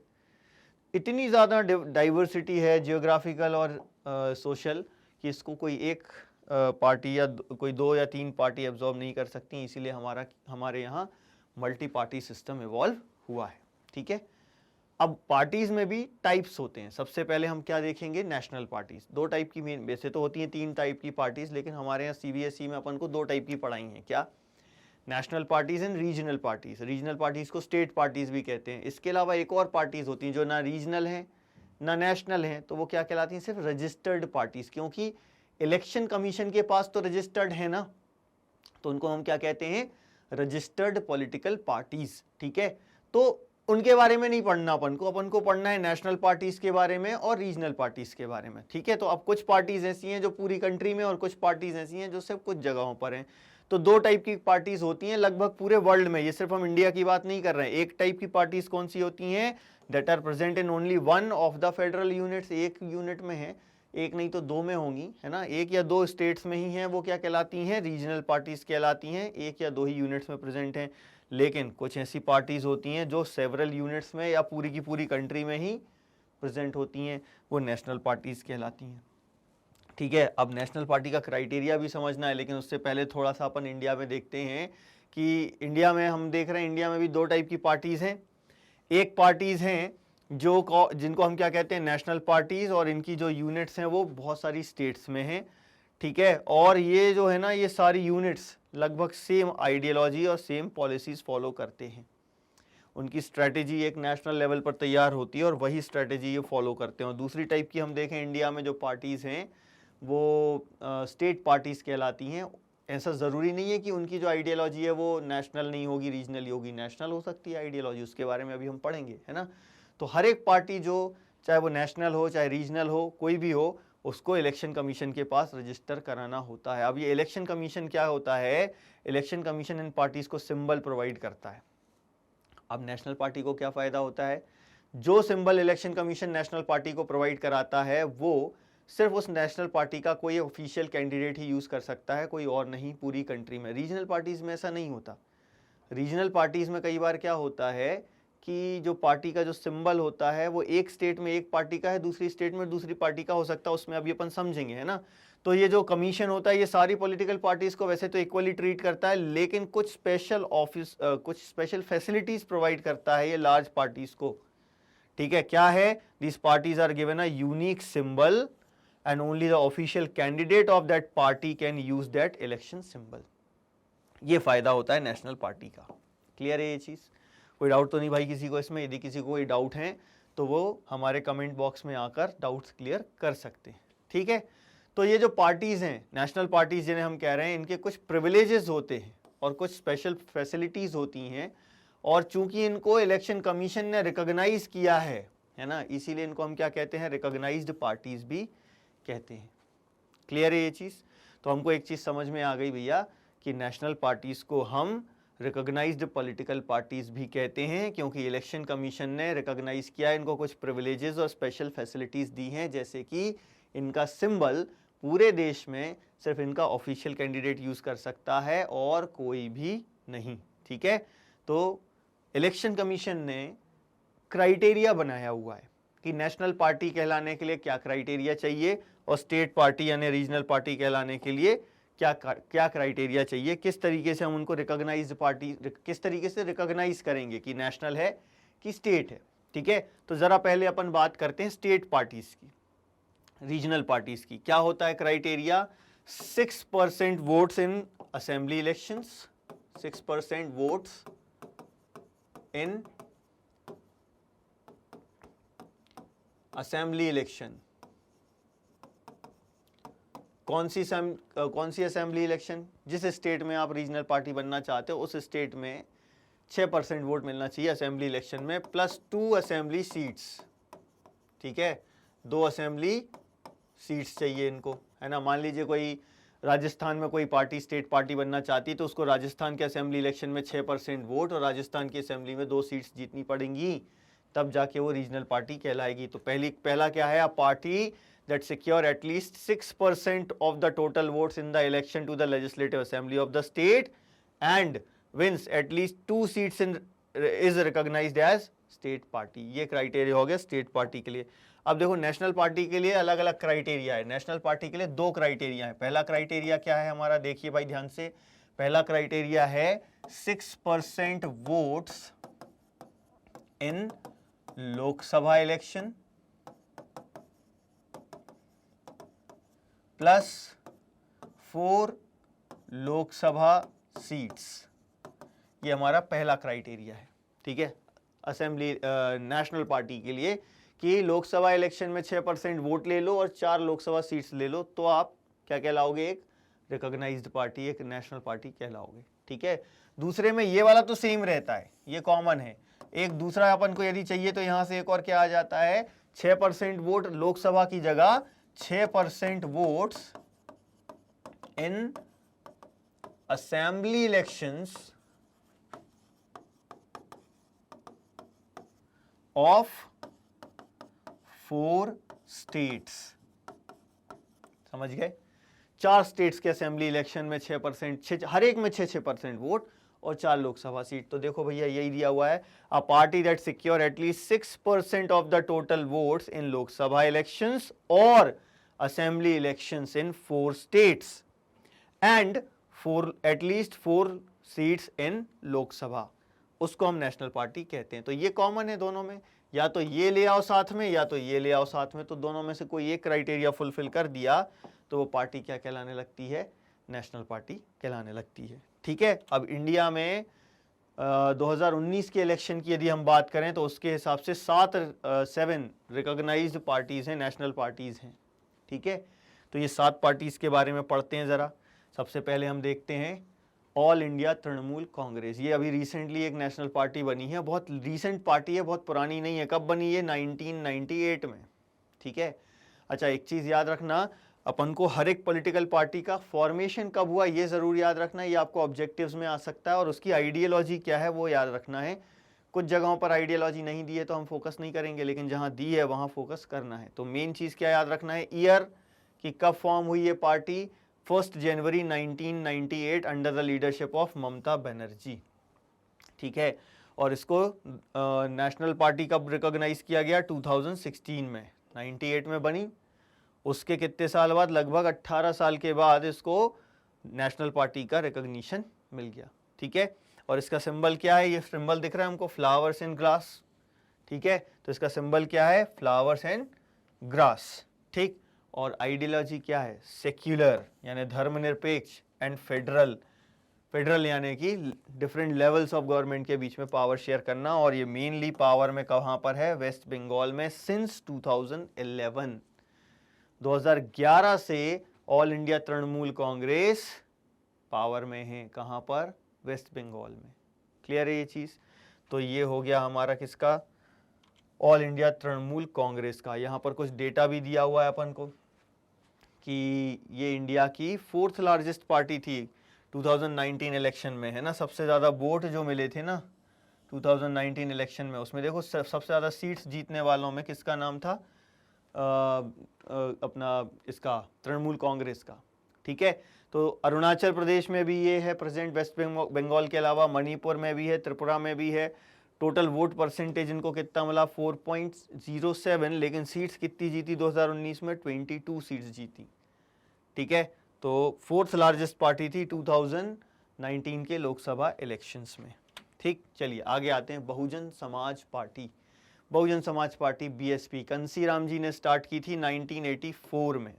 ठीक है, बहुजन समाज को रिप्रेजेंट करते हैं, यानी schedule caste, schedule tribe, minorities, women, इन सब की बात करते हैं ये। और ये किसकी आइडियोलॉजी को फॉलो करते हैं? डॉक्टर बाबा भीमराव अंबेडकर, है ना। इसके अलावा साहू जी की, ठीक है, और पेरियार रामास्वामी नयक्कर की, है ना। ये जो उस समय के प्रोमिनेंट लीडर्स थे जिन्होंने दलित्स की कंडीशन इंप्रूव करने के लिए लड़ा, उनकी आइडियोलॉजी के, उनको आइडियाज़ को ये फॉलो करते हैं। तो ये Dalits, Adivasis, OBCs, religious minorities, इन पर इनका मेन फोकस होता है। ये इनका मेन वोट बैंक है। और ये सबसे ज़्यादा स्ट्रॉन्ग कहाँ पर है? उत्तर प्रदेश वाले एरिया में। ठीक है, तो कहाँ से इंस्पिरेशन ले रहे हैं? साहू महाराज, महात्मा फुले, पेरियार रामास्वामी नयक्कर, डॉक्टर BR अम्बेडकर, इन लोगों से ये इंस्पिरेशन ले रहे हैं। ठीक है, और इनका मेन गोल कहना चाहिए, जो ऑब्जेक्टिव है वो क्या है? Stands for the cause of securing the interest and welfare of Dalits and oppressed people. Oppressed में ये माइनॉरिटी को भी ले रहे हैं, नहीं तो सिर्फ ये दलित्स के लिए मेन फोकस कर रहे थे। और इनका मेन जो वोट बैंक है वो दलित वोट बैंक ही है।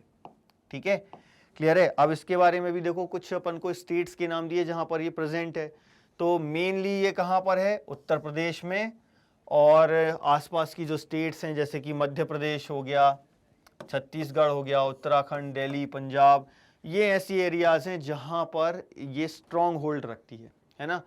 और उत्तर प्रदेश में इन्होंने कई बार गवर्नमेंट फॉर्म करी, मतलब कि इनका जो CM हुआ है उत्तर प्रदेश का, वो बहुत बार कहाँ से हुआ है? बहुजन समाज पार्टी से हुआ है। ठीक है, तो डिफरेंट पार्टीज जो हैं उनकी हेल्प से इन्होंने फॉर्म करी है, यानी कोलिशन गवर्नमेंट फॉर्म करते थे। और 2019 का इन्होंने दिया है कि 10 सीट्स इन्होंने जीती लोकसभा में। ठीक, चलिए अगले आ जाते हैं। मेन याद क्या रखना है? फॉर्मेशन और आइडियोलॉजी। ठीक है, फिर आ जाते हैं अपन भारतीय जनता पार्टी। 1980 में ये पार्टी फॉर्म हुई, भारतीय जनता पार्टी। और इसके पहले इसका नाम क्या था? भारतीय जनसंघ।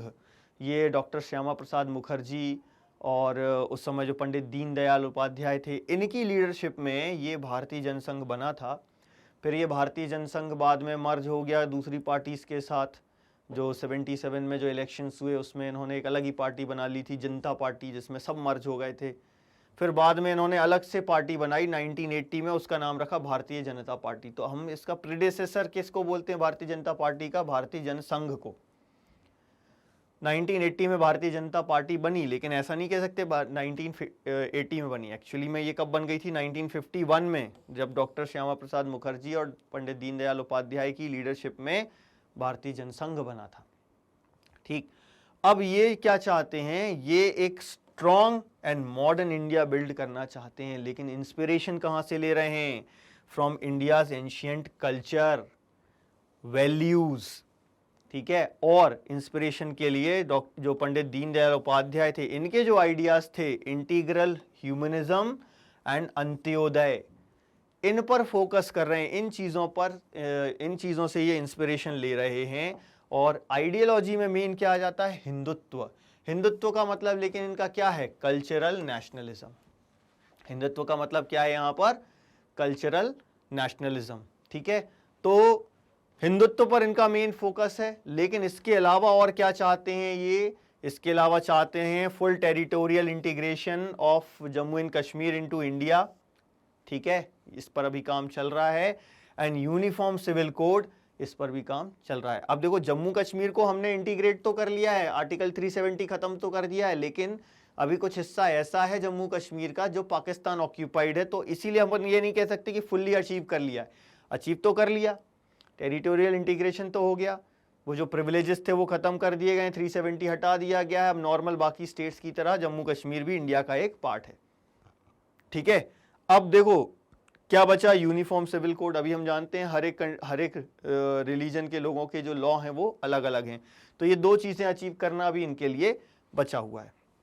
ठीक है, अब कंट्री में रह रहे हैं, एक साथ रह रहे हैं, इसलिए ये कह रहे हैं कि भैया irrespective of religion uniform civil code होना चाहिए। ठीक है, और साथ में ये रिलीजियस कन्वर्जन्स भी नहीं होने चाहिए, इस पर भी बैन लगा दिया है इन्होंने, मतलब सॉरी बैन लगाना चाहते हैं अभी, हालांकि ये बैन लगा नहीं है, लेकिन रिलीजियस कन्वर्जन्स पर भी बैन लगाना चाहते हैं। ठीक है, अब इनका जो स्ट्रॉन्ग ये बनना स्टार्ट हुए, बेस जो इनका स्ट्रॉन्ग होना स्टार्ट हुआ, ये कब से हुआ? 1990s से, है ना। 1990s में जो इनके लीडर्स थे उन्होंने रथ यात्राएं वगैरह निकाली और वहाँ से बहुत ज़्यादा इनको सपोर्ट मिलना स्टार्ट हुआ। और ये पार्टी जो है, पहले जो सिर्फ नॉर्थ में और ईस्ट में, नॉर्दर्न पार्ट्स ऑफ इंडिया में ही ज़्यादातर ये सक्सेसफुल थी, north and western part of India में, धीरे धीरे ये साउथ ईस्ट और नॉर्थ ईस्ट में भी काफ़ी फेमस हो गए, रूरल एरियाज़ में भी हो गए। पहले सिर्फ अर्बन एरियाज़ तक ही लिमिटेड थे, लेकिन अब ये रूरल एरियाज़ में, साउथ में, ईस्ट में, नॉर्थ ईस्ट में, सब जगह ये काफ़ी ज़्यादा इन्फ्लुएंशियल हैं। गवर्नमेंट फॉर्म किए हुए हैं, हम जानते हैं 2014 से गवर्नमेंट फॉर्म की हुई है इन्होंने। ठीक है, तो गवर्नमेंट फॉर्म अभी तो हम देख रहे हैं मेजॉरिटी गवर्नमेंट है, लेकिन इससे पहले 1998 में भी पावर में आए थे, नेशनल डेमोक्रेटिक अलायंस आया था और उस समय अटल बिहारी वाजपेयी जी हमारे प्रधानमंत्री बने थे। उस समय बहुत सारी पार्टीज़ ने इनको सपोर्ट किया था, तब जाकर वो प्रधानमंत्री बने थे। और 2019 के लोकसभा इलेक्शन में 303 सीट्स के साथ ये लार्जेस्ट पार्टी है, रूल कर रही है अभी एनडीए गवर्नमेंट। ठीक है, चलिए अगले पे आ जाते हैं। अब अगली पार्टी कौन सी है हमारी? Communist party of India. Communist party of India का फॉर्मेशन 1925 में हो गया था भाई, यानी कि इंडिपेंडेंस के पहले, है ना। कम्युनिस्ट कौन होते हैं ये हम पढ़ चुके हैं 9th क्लास में, रशियन रेवोल्यूशन में। आपको कोई कन्फ्यूजन है तो वीडियो अवेलेबल है रशियन रेवोल्यूशन का, आप उस पर जाकर समझ सकते हैं कि कम्युनिस्ट कौन होते हैं। ठीक, अब ये किस चीज़ में बिलीव करते हैं? मार्क्सिज्म एंड लेनिनिज्म, यानी कि ये इनकी आइडियोलॉजी जो ये सोचते थे उसमें ये भी बिलीव करते हैं, और सेक्युलरिज्म में और डेमोक्रेसी में भी बिलीव करते हैं। किस चीज़ के अगेंस्ट हैं ये? फोर्सेस ऑफ सेसेशनिज्म, यानी कि कंट्री को तोड़ने वाले जो फोर्सेस हैं उनके खिलाफ हैं, और कम्युनलिज्म यानी जो रिलीजन के बेसिस पर लड़ाई झगड़ा होता है उसके ये खिलाफ हैं। ठीक है, पार्लियामेंट्री डेमोक्रेसी को ये एक्सेप्ट करते हैं, ऐसा नहीं है कि कम्युनिस्ट हो तो ये पार्लियामेंट्री डेमोक्रेसी के खिलाफ हो, पार्लियामेंट्री डेमोक्रेसी को एक्सेप्ट करते हैं ताकि ये किस चीज़ को प्रमोट कर सकें, किसके इंटरेस्ट को प्रमोट कर सकें? Working class, farmers and poors. ये मेन फोकस किसका है? इनका किसके ऊपर है? Working class, farmers and poors, इन पर मेन फोकस है। ठीक है, अब ये पार्टी वीक हो गई, 1964 में स्प्लिट हो गई ये पार्टी दो पार्टीज में, है ना। एक कम्युनिस्ट पार्टी ऑफ इंडिया तो रह गई, एक और बन गई communist party of India Marxist. ये अगली पार्टी हमें पढ़नी है, इसका ईयर ऑफ फॉर्मेशन हमको यहाँ से पता चल गया। ठीक, अब प्रेजेंट कहाँ पर हैं ये? वेस्ट बंगाल तो है ही, है ना। तो ये कहाँ कहाँ हैं? केरला में है, वेस्ट बंगाल में है, पंजाब में है, आंध्र प्रदेश में है, तमिलनाडु में है। ठीक, और जो सपोर्ट जो इसका था, बेस जो था ना, वो धीरे धीरे डिक्लाइन हुआ है। कम्युनिस्ट पार्टी अब जितनी पहले स्ट्रांग थी अब उतनी स्ट्रांग नहीं है। ठीक है, अब इनके वोट्स की यदि हम बात करें तो 1% से कम वोट मिला और 2 सीट्स मिली 2019 के लोकसभा इलेक्शंस में इनको। ठीक है, अब ये जो पार्टीज हैं ये स्ट्रॉन्ग लेफ्ट फ्रंट फॉर्म करके और पावर में आना चाहती हैं, हालांकि ये पॉसिबल हो नहीं पा रहा है, कोशिश कर रहे हैं ये अभी भी, है ना। लेकिन देखो भाई, communist party of India, Marxist की बात करें तो इन्होंने काफ़ी लंबे समय तक रूल किया। 1964 में बनी, मार्क्सिज्म लेनिनिज्म में ही बिलीव करते हैं ये भी। लेकिन यहाँ पर देखो, सोशलिज्म को सपोर्ट कर रहे हैं, सेक्युलरिज्म को सपोर्ट कर रहे हैं, डेमोक्रेसी को सपोर्ट कर रहे हैं, और इंपीरियलिज्म के अगेंस्ट हैं, और कम्युनलिज्म के अगेंस्ट हैं। सेम आइडियोलॉजी है, बहुत बेसिक डिफरेंसेस इन दोनों में दिखेंगे। मार्क्स की आइडियोलॉजी को फॉलो कर रहे हैं साथ में ये, ठीक है। वहाँ पर कार्ल मार्क्स की आइडियोलॉजी को फॉलो उतना ज़्यादा नहीं करते, बट यहाँ पर मार्क्स की आइडियोलॉजी को फॉलो कर रहे थे, ठीक है।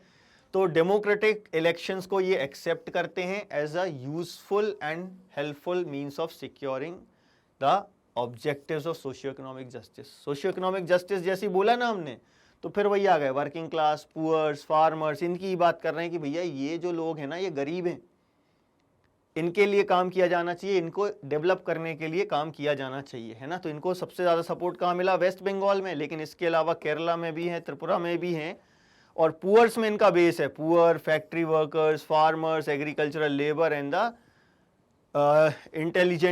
इंटेलिजेंसिया माने कि जो एक वर्किंग क्लास पॉपुलेशन होती है ना, जो डॉक्टर्स हैं, लॉयर्स वगैरह हैं, उनमें इनको एक सपोर्ट बेस अच्छा मिला हुआ है, ठीक।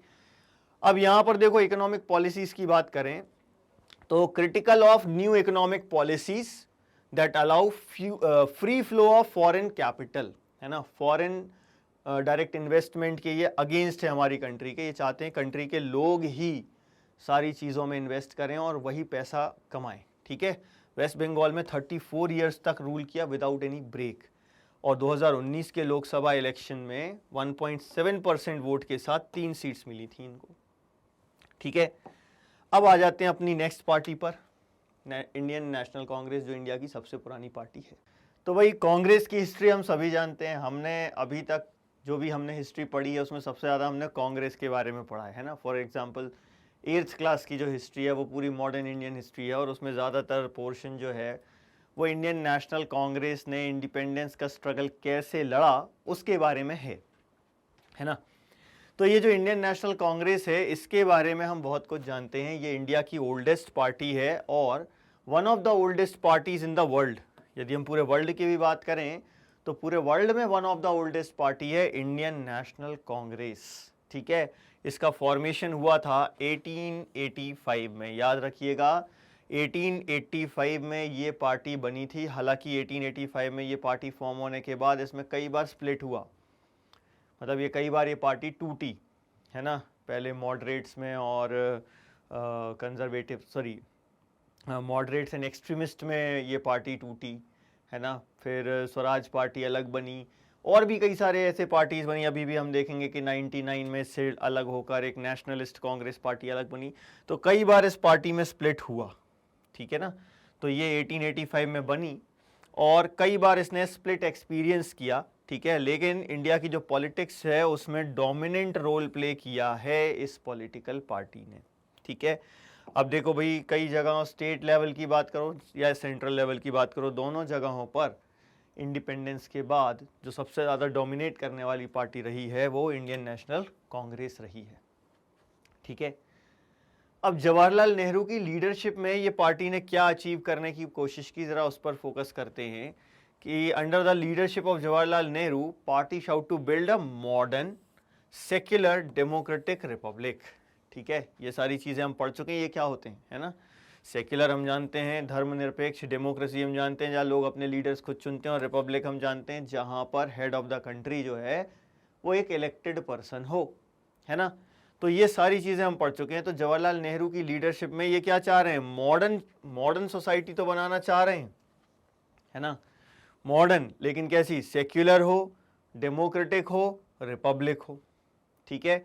तो ये पार्टी ने कई सालों तक रूल किया, है ना। 1951 में जब पहली बार गवर्नमेंट फॉर्म हुई, है ना, तब से लेकर कंटिन्यूसली 1977 तक, है ना। तो टिल 1977 तक तो कांग्रेस ही रूल करती रही। पहले जवाहरलाल नेहरू प्रधानमंत्री बने, फिर उसके बाद हमारे सेकंड प्राइम मिनिस्टर जो थे लाल बहादुर शास्त्री जी बने, फिर उसके बाद इंदिरा गांधी जी बनी, है ना। फिर इंदिरा गांधी ने 1975 में इमरजेंसी लगा दी थी जो 1977 तक चली, है ना। ये वो दौर था जो कई लोग भूल नहीं सकते, उनके लिए ये बहुत ही बुरा दौर था। गवर्नमेंट जिस तरीके से एक्शंस ले रही थी वो लोगों को ऐसा लग रहा था जैसे इंडिया में डिक्टेटरशिप चल रही है ना। बट 1977 में ये इमरजेंसी ख़त्म हुई। जैसे इमरजेंसी ख़त्म हुई तो जनता दल जो फॉर्म हुआ था उस समय, जनता पार्टी जो फॉर्म हुई थी उस समय, वो इलेक्शन जीती, क्योंकि सारे अपोजिशन पार्टीज़ ने मिलकर एक पार्टी बना ली थी, है ना। लेकिन ये गवर्नमेंट ज़्यादा चल नहीं पाई और 1980 में फिर से इंदिरा गांधी प्रधानमंत्री बनी, लेकिन फिर इनका असैसिनेशन हो गया। 1984 में इंदिरा गांधी को उनके ही 2 बॉडीगार्ड्स ने मार डाला। उसके ऊपर हम किसी और वीडियो में चर्चा करेंगे, ठीक है। फिर 1984 में राजीव गांधी प्रधानमंत्री बने, जो कि 1989 तक प्रधानमंत्री रहे। और इसके बाद फिर कोलिशन गवर्नमेंट्स का दौर चालू हो गया। इसके बाद हम देखते हैं कांग्रेस का सपोर्ट घटने लगा। ऐसा नहीं है लेकिन कि कांग्रेस प्रेजेंट नहीं थी, कांग्रेस प्रेजेंट थी। आगे चल के कोलिशन गवर्नमेंट भी कांग्रेस की फॉर्म हुई। सिर्फ 98 में बीजेपी की कोलिशन गवर्नमेंट फॉर्म हुई, अटल बिहारी वाजपेयी जी प्रधानमंत्री बने। उसके अलावा हर एक कोलिशन में कांग्रेस जो थी वो लीडिंग पार्टी थी, ठीक है।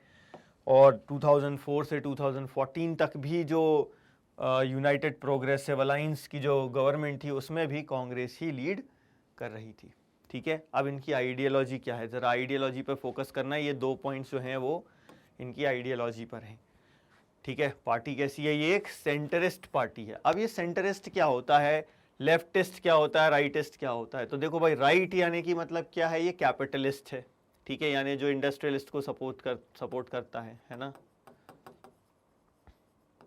ठीक है। और जो लेफ्ट है ये कम्युनिस्ट है,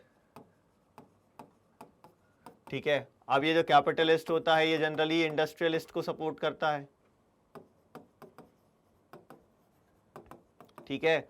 और जो कम्युनिस्ट होता है ये पुअर को, फार्मर को, ठीक है, और जो सैलराइज पर्सन होते हैं, मिडिल क्लास के लोग होते हैं, ये इनको सपोर्ट करते हैं, है ना। तो सेंट्रिस्ट होने का मतलब हमको समझ में आ रहा है कि ये कांग्रेस जो है ना, ये ऐसा है कि ये पूरा सिर्फ इंडस्ट्रियलिस्ट को सपोर्ट कर रही हो, ना ये ऐसा है कि सिर्फ पुअर्स को सपोर्ट कर रही है। ये सेंट्रिस्ट पार्टी है, मतलब ये दोनों की बात करती है, सबको लेकर चलने की बात करती है, ठीक है। तो ये कांग्रेस जो है ये एक सेंटरिस्ट पार्टी, हमको याद रखना है। कांग्रेस कैसी एक सेंटरिस्ट पार्टी है इन इट्स आइडियोलॉजिकल ओरिएंटेशन, ठीक है। और इसके अलावा क्या भाई, दे स्पाउसेस सेक्युलरिज्म, मतलब कि सेक्युलरिज्म को सपोर्ट करते हैं, धर्मनिरपेक्षता को सपोर्ट करते हैं, welfare of weaker section of society, ठीक है, यानी पुअर्स की भी बात कर रहे हैं और माइनॉरिटीज़ के भी वेलफेयर की बात कर रहे हैं। लेकिन ये इकोनॉमिक रिफॉर्म्स को भी सपोर्ट करते हैं, but with a humanitarian face या विथ अ ह्यूमन फेस, ठीक है। तो ये एक सेंटरिस्ट पार्टी है, ठीक है। 2019 में जो लोकसभा इलेक्शंस हुए थे उसमें इस पार्टी को 52 सीट्स मिली थी और वोट्स मिले थे इनको 19.5%, ठीक। ये चीज़ हमको याद रखनी है, ठीक है। अब जाते हैं अगली पार्टी पर, नेशनलिस्ट कांग्रेस पार्टी, जो कांग्रेस से टूटकर अलग बनी 1999 में। शरद पवार जी इस पार्टी के मेन लीडर हैं, ठीक है। ये जो पार्टी है ये भी डेमोक्रेसी को सपोर्ट करती है, गांधीयन सेक्युलरिज्म को सपोर्ट करती है, इक्वालिटी को सपोर्ट करती है, सोशल जस्टिस को सपोर्ट करती है। सोशल जस्टिस मीनिंग समझना इसमें कि भैया पुअर और रिच के बीच में डिफरेंस कम हो, हर एक सोसाइटी में जो व्यक्ति रह रहा है उसके साथ न्याय हो, है ना। और फेडरलिज्म को सपोर्ट करती है। लेकिन इस पार्टी की जो मेन आइडियोलॉजी है वो क्या है, ये चाहते हैं कि जो हाईएस्ट ऑफिस हैं गवर्नमेंट में वो किसके लिए रिजर्व कर दिए जाएं, किस तक कन्फाइन कर दिए जाएं, natural born citizens of country. मतलब ऐसा कह सकते हो सीधे सीधे जो सोनिया गांधी जी जो नेचुरल बॉर्न सिटीजन नहीं है इंडिया की, उनके खिलाफ कह सकते हैं इनको, कि भाई ये नहीं चाहते थे कि वो सीएम बने या वो लीडरशिप संभालें कांग्रेस की, इसीलिए ये पार्टी अलग बन गई। इससे तो हमें यही समझ में आ रहा है ना। तब ये कह रहे हैं नेचुरल बॉर्न सिटीजन जो है इंडिया का, उसके लिए हाई ऑफिसेस गवर्नमेंट में रिजर्व कर दिए जाएं, है ना। अच्छा, अब इन सारी पार्टीज की ये सिंबल्स हमको याद रखना है भाई, है ना। इस पार्टी का भी रखेंगे, लेकिन चलिए शुरुआत से हम फिर से सारी पार्टीज के सिंबल्स एक बार और देख लेते हैं, ठीक है। सबसे पहले अपन आते हैं तृणमूल कांग्रेस। ठीक है, तृणमूल कांग्रेस का साइन सिंबल हमको याद रखना है, ऐसे सिंबल देके आपको पूछा जा सकता है कि ये कौन सी पार्टी का साइन है, कौन सी पार्टी का चुनाव चिन्ह है ना। तो ग्रासेस एंड लीव्स, ठीक है, इस तरीके से आपको पूछेंगे। लीव्स बोल रहा हूँ, फ्लावर्स। ठीक है, फिर आ जाते हैं अपन बीएसपी, हाथी इनका निशान है, नीला हाथी। ठीक है, देन उसके बाद आ जाते हैं अपन बीजेपी, सभी जानते हैं कमल का निशान है इनका। ठीक है, उसके बाद आ जाते हैं अपन कम्युनिस्ट पार्टी ऑफ इंडिया, है ना, एक हसिया और ग्रेन्स। ठीक है, देन फिर communist party of India Marxist, इसमें हसिया है लेकिन बीच में हथौड़ा है और स्टार है। ठीक है, और कांग्रेस का निशान हम सभी पहचानते हैं, पंजा। ठीक है, और नेशनलिस्ट कांग्रेस पार्टी का निशान है ये घड़ी। ठीक, ये हमको याद रखना। अब इस नेशनलिस्ट कांग्रेस पार्टी की हमको लोकेशन पता होना चाहिए, ये मेजर पार्टी कहाँ है, महाराष्ट्र में। ठीक है, लेकिन महाराष्ट्र की ये अलावा ये पार्टी मेघालय, मणिपुर और असम में भी सिग्निफिकेंटली प्रेजेंट है, यहाँ पर भी इनके सपोर्टर्स हैं। ठीक है, क्लियर है ये चीज़। ये हो गई हमारी नेशनल पार्टीज। अब हम बात करते हैं स्टेट पार्टीज की। तो देखो ये स्टेट पार्टीज के लिए मैप दिया हुआ है, ढेर सारी स्टेट पार्टीज हैं, है ना। अब इसमें मैंने बोला था ना कि सिंबल जो है वो एक पार्टी का एक स्टेट में जो है वो दूसरी पार्टी का दूसरी स्टेट में हो सकता है। जैसे कि अपन देखो यहाँ पर हमको दिख रहा है असम गण परिषद का भी निशान हाथी है। ठीक है, वैसे अपन उत्तर प्रदेश में देखें समाजवादी पार्टी जो है इसका निशान साइकिल है। ठीक है, और हमें कई जगहों पर दिखेगा साइकिल और हाथी। देखें ज़रा और कहाँ हमें साइकिल और हाथी कहाँ दिख रहा है, जनता दल,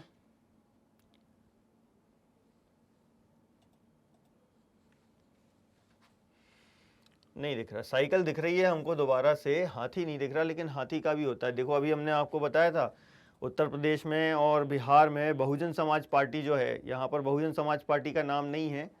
ठीक है, अच्छा ये जो अपन असम गण परिषद देख रहे हैं ये स्टेट पार्टी है, Bahujan Samaj party national party है, फिर हाथी सेम नहीं हो सकता, उनका हाथी डिफरेंट है और ये असम गण परिषद का हाथी डिफरेंट है, सेम नहीं है। ठीक है, लेकिन साइकिल देखो अपन को दो जगह नजर आ रही है, दो अलग अलग स्टेट में सेम सिंबल है।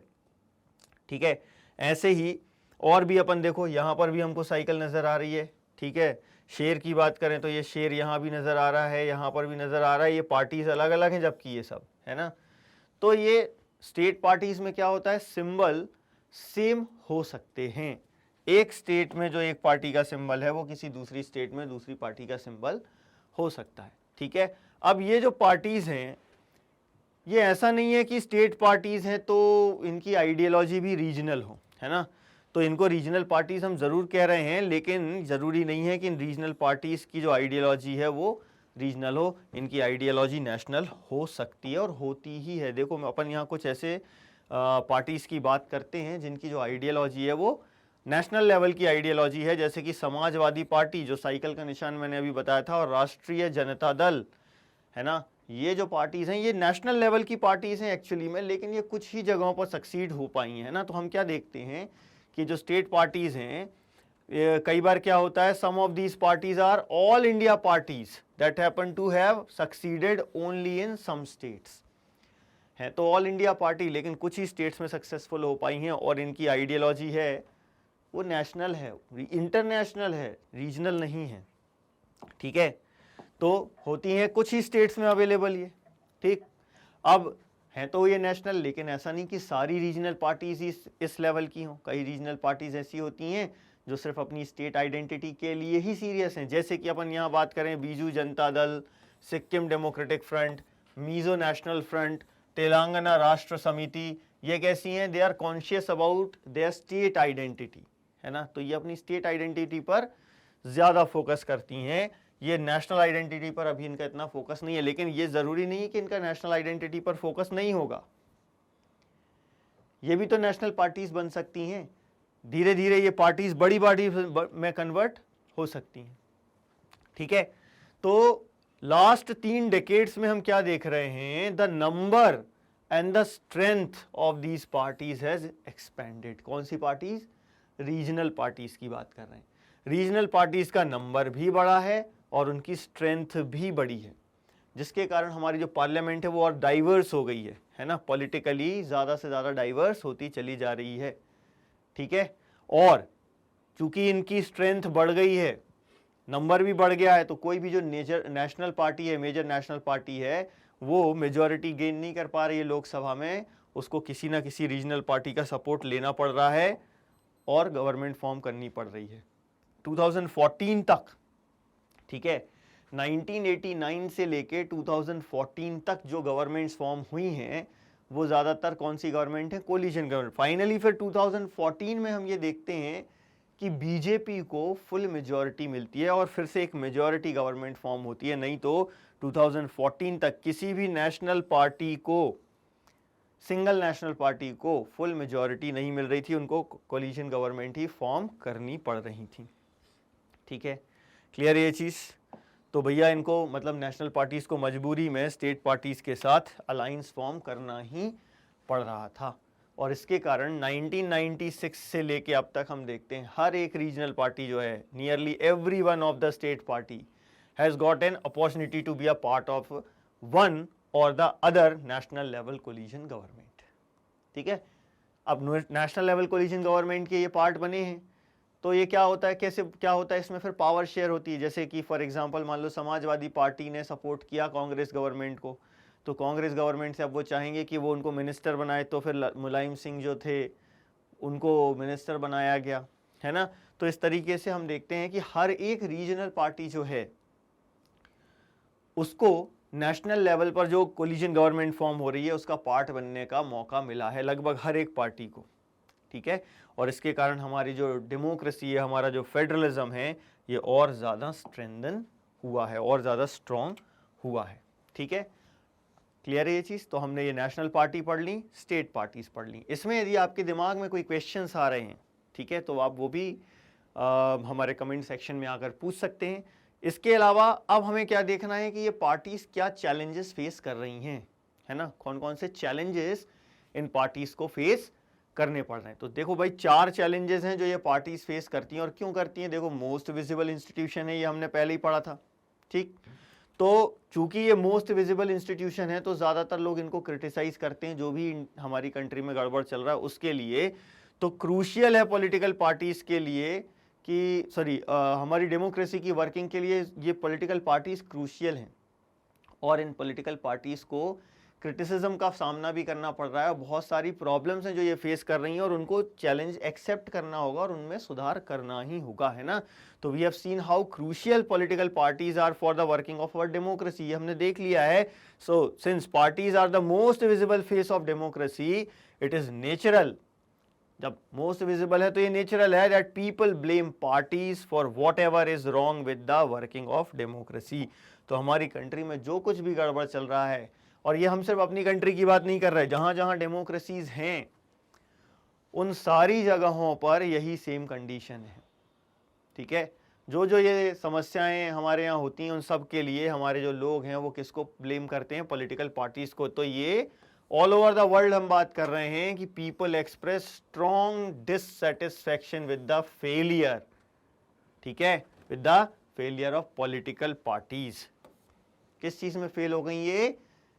To perform their function. वो जो फंक्शंस उनके हैं वो फंक्शंस परफॉर्म करने में, जैसे कि हमने अभी 7 फंक्शंस पढ़े थे, है ना, तो वो 7 फंक्शंस परफॉर्म करने में ये पॉलिटिकल पार्टीज जो हैं ये फेल हो रही हैं। हमारी कंट्री में भी यही केस है और इसीलिए इनको क्रिटिसाइज किया जा रहा है। People are dissatisfied, so they are showing their dissatisfaction and they are criticising them.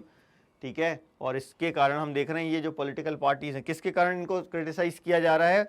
ये 4 प्रॉब्लम्स हैं जिनके कारण इन पॉलिटिकल पार्टीज को क्रिटिसाइज किया जा रहा है। अब देखो भाई ये 4 प्रॉब्लम्स क्या हैं, तो अब हमको क्या फोकस करना है? उन प्रॉब्लम्स पे कि भैया इनको ये चारों प्रॉब्लम्स को फेस करना है और इनको ओवरकम करना है। ठीक है, क्यों ओवरकम करना है? To remain effective. ठीक, यदि ये चैलेंजेस को, इन प्रॉब्लम्स को ओवरकम नहीं किया तो ये पॉलिटिकल पार्टीज इफेक्टिव नहीं होंगी। ठीक है, तो जरा अब अपन जरा इन 4 चैलेंजेस पर फोकस करते हैं। कौन से हैं वो 4 चैलेंजेस? सबसे पहला challenge, lack of internal democracy. ये हमारा पहला चैलेंज है जो पॉलिटिकल पार्टीज फेस करती हैं। इंटरनल डेमोक्रेसी का ना होना मतलब क्या? देखो, डेमोक्रेसी में क्या होता है, लोग अपने लीडर खुद चुनते हैं, है ना। तो अब विदिन पार्टी हम बात करें तो विदिन पार्टी लोग अपने लीडर खुद चुने, मतलब कि पार्टी में रेगुलर इलेक्शंस हो, पार्टी के मेंबर्स की एक लिस्ट हो, पार्टी के मेंबर्स डिसीजन मेकिंग में पार्टिसिपेट कर सकें। लेकिन ये सारी चीज़ें नहीं हो पाती। पार्टी में एक लीडर या कुछ लीडर ऐसे होते हैं जो सारे डिसीजन लेते हैं, और पार्टी के जो मेंबर्स होते हैं उनको कोई बोलने का अधिकार ही नहीं होता, उनके पास कोई ऐसे मीन्स ही नहीं होते कि वो पार्टी के डिसीजन को इन्फ्लुएंस कर सकें, है ना। तो पूरे वर्ल्ड में हम क्या देख रहे हैं, एक टेंडेंसी आ गई है पॉलिटिकल पार्टीज में कि कंसंट्रेशन ऑफ पावर है इन वन और few leaders at the top. ठीक है, पार्टीज अपने मेंबर्स का रजिस्टर मेंटेन नहीं करती हैं, वो ऑर्गेनाइजेशनल मीटिंग्स ऑर्गेनाइज नहीं करती हैं जो रीजनल ऑर्गेनाइजेशन में जो रेगुलर मीटिंग होनी चाहिए, and they do not conduct internal elections regularly. ये सारी समस्याएं पॉलिटिकल पार्टीज फेस कर रही हैं विद इन इंटरनल डेमोक्रेसी। अभी देखिए और भी समस्याएं हैं। क्या समस्याएं हैं कि जो ऑर्डिनरी मेंबर होता है पार्टी का do not gate sufficient information कि पार्टी में चल क्या रहा है, इसके पास सफिशिएंट इंफॉर्मेशन ही नहीं हो रही कि पार्टी में क्या चल रहा है, और ना ही उसके पास मीन्स होते हैं कि वो जो भी डिसीजंस लिए जा रहे हैं उनको इन्फ्लुएंस कर सके। इसका रिजल्ट क्या होता है, leaders assume greater power to make decisions in the name of the party. Party का नाम से डिसीजन ले रहा है कौन, कोई एक पर्टिकुलर लीडर, है ना। ऐसा होना नहीं चाहिए, क्योंकि पार्टी का मतलब क्या है, सब लोग मिलकर बैठकर चर्चा करते हैं और उसके बाद फाइनल डिसीजन लेते हैं। लेकिन यहाँ तो पार्टी के नाम से एक लीडर ने डिसीजन ले लिया। क्यों ले लिया, कैसे कर पाया वो, क्योंकि ऑर्डिनरी सिटीजन, ऑर्डिनरी मेंबर कुछ कर ही नहीं सकता, उसके पास कोई पावर नहीं है। ठीक है, तो कुछ ही लीडर ऐसे होते हैं जिनके पास पैरामाउंट पावर आ जाती है। ठीक है, अब मान लीजिए जिनके पास ये पैरामाउंट यानी सबसे ज़्यादा पावर आ गई है, कोई इनसे डिसएग्री करता है, वो इनके खिलाफ कुछ बोल देता है, तो क्या वो पार्टी में रह पाएगा, नहीं रह पाएगा। तो भाई ऐसा होता है कि जो इन लीडर्स के खिलाफ होते हैं, those who disagree with the leadership find it difficult to continue in the party, party में कंटिन्यू नहीं कर पाते हैं।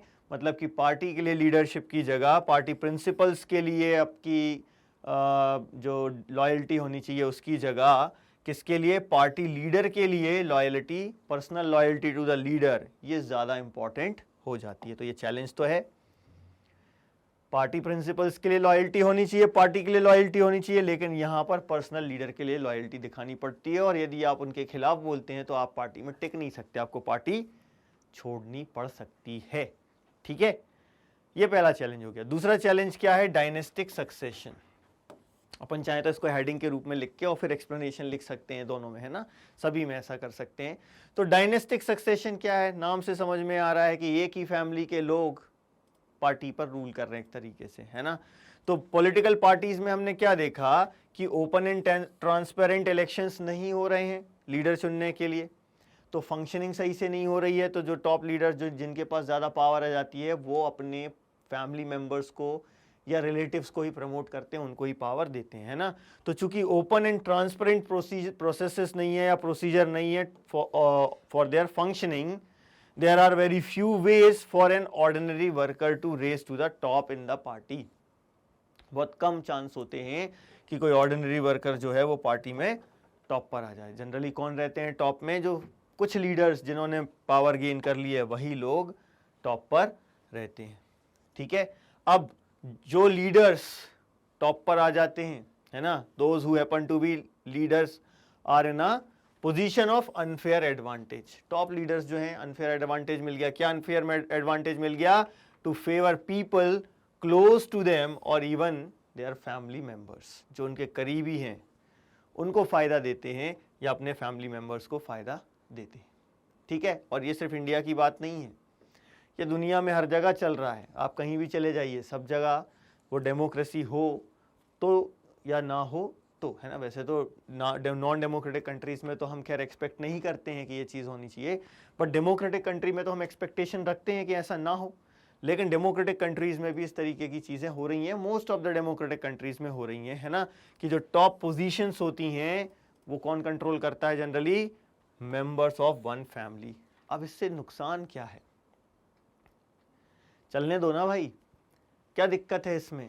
इसमें दिक्कत ये है कि कई बार ऐसा होता है कि जिस व्यक्ति को कोई एक्सपीरियंस नहीं है या जिस व्यक्ति के पास उस पोजीशन पर होने की काबिलियत नहीं है, वो उस पोजीशन पर पहुंच जाता है कई अच्छा, ये सिर्फ हम पार्टीज की बात नहीं कर रहे हैं, आप किसी भी फील्ड में देखिए, है ना। क्या होता है, फॉर एग्जांपल एक बिजनेसमैन है, वो बिजनेसमैन अपने बेटे को पढ़ाता है लिखाता है और डायरेक्टली यदि अपनी चेयर पर बैठा देता है तो वो बिजनेस भी सक्सेसफुल नहीं हो सकता, बर्बाद हो जाएगा। क्यों?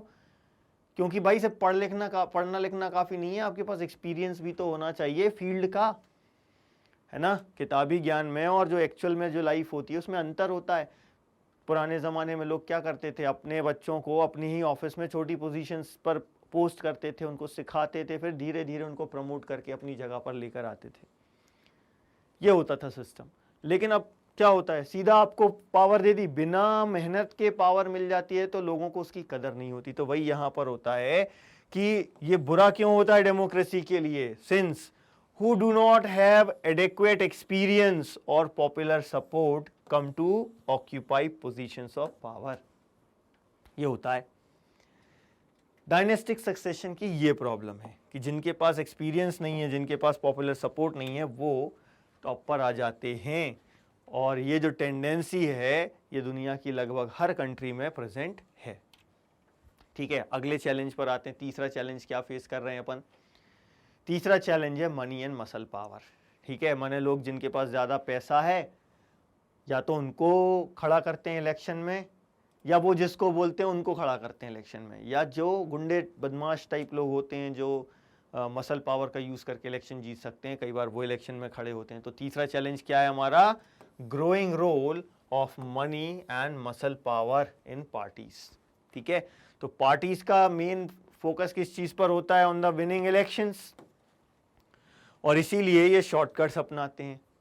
ये जो अपन ने चर्चा करी कि जिनके पास ज़्यादा पैसे या तो उनको या गुंडे बदमाश को टिकट दे देते हैं, यही तो है शॉर्टकट। तो हमने क्या देखा? They tend to nominate those candidates who have or can raise lot of money. या तो उनको टिकट मिलती है जिनके पास बहुत पैसा है, या उनको टिकट मिलती है जो बहुत ज़्यादा पैसा कहीं से ला सकते हैं। तो रिच पीपल जो होते हैं ना, वो आजकल पॉलिटिकल पार्टीज को कंट्रोल कर रहे हैं। तो rich people and companies who give funds to the parties tend to have influence on the policies and decisions of the government. भाई जिसने पैसा दिया है उसने इसीलिए दिया ना कि जब तुम्हारी गवर्नमेंट बनेगी तो तुम मेरे हिसाब से पॉलिसीज बनाओगे। इसीलिए ये जो रिच लोग हैं या रिच कंपनीज हैं, ये इन्फ्लुएंस कर पा रही हैं policies and decisions of the party. ठीक है, क्लियर है ये चीज़? ये बात हो गई मनी पावर की। What about criminals? कई बार पार्टीज जो हैं वो क्रिमिनल्स को सपोर्ट करती हैं। क्यों सपोर्ट करती हैं? क्योंकि कई बार ये इलेक्शन जीतना इनके लिए आसान हो जाता है, अपनी दमखम का यूज़ करके, अपने गुंडों का यूज़ करके इनके लिए इलेक्शन जीतना आसान हो जाता है। तो democracies all over the world are worried about the increasing role of rich people and big companies in democratic politics. ठीक है, ये समस्या हो गई। एक और चैलेंज हो गया हमारा कि मनी पावर और मसल पावर से हमें क्या समस्या है। ठीक, अगले फोर्थ चैलेंज पर आते हैं। फोर्थ चैलेंज क्या है? हमारे पास कोई रियल चॉइस हमें नज़र ही नहीं आ रही, है ना। तो हमारा नेक्स्ट चैलेंज क्या हो गया? No meaningful choice for the voters. हमारे पास कोई मीनिंगफुल चॉइस नहीं। क्यों नहीं है? भाई जो पार्टीज हैं उनकी आइडियोलॉजी लगभग सिमिलर है, कोई अंतर है ही समझ ही नहीं आ रहा। बहुत बेसिक माइन्यूट डिटेल्स में जाओगे तो हमको कोई अंतर समझ में आता है। इकोनॉमिक पॉलिसीज में तो कोई अंतर है ही नहीं।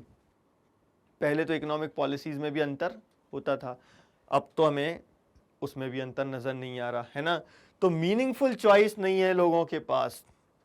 पार्टीज जो होती हैं वो सिग्निफिकेंटली डिफरेंट होना चाहिए, तब तो हमारे पास कोई मीनिंगफुल चॉइस होगी। लेकिन रिसेंट ईयर्स में हम क्या देख रहे हैं? Decline in the ideological differences.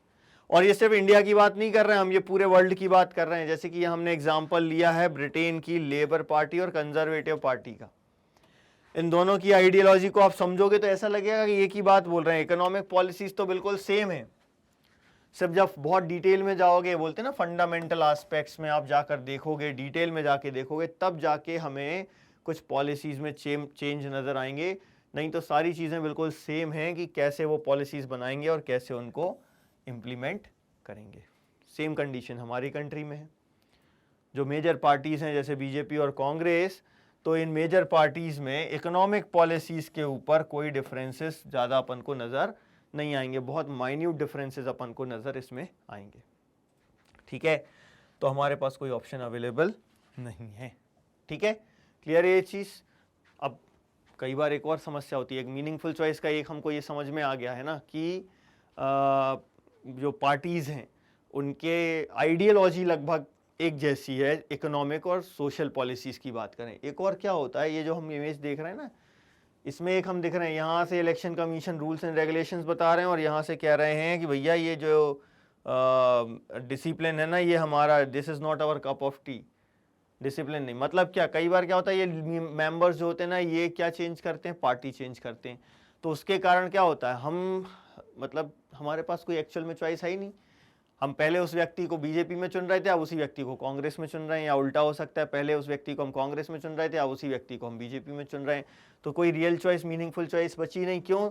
क्योंकि very different leaders, sometimes people cannot even elect very different leaders because the same set of leaders keep shifting from one party to another party. Defection कहते हैं इसको अपन, यदि election जीतने के बाद कोई व्यक्ति पार्टी चेंज कर रहा है तो, है ना।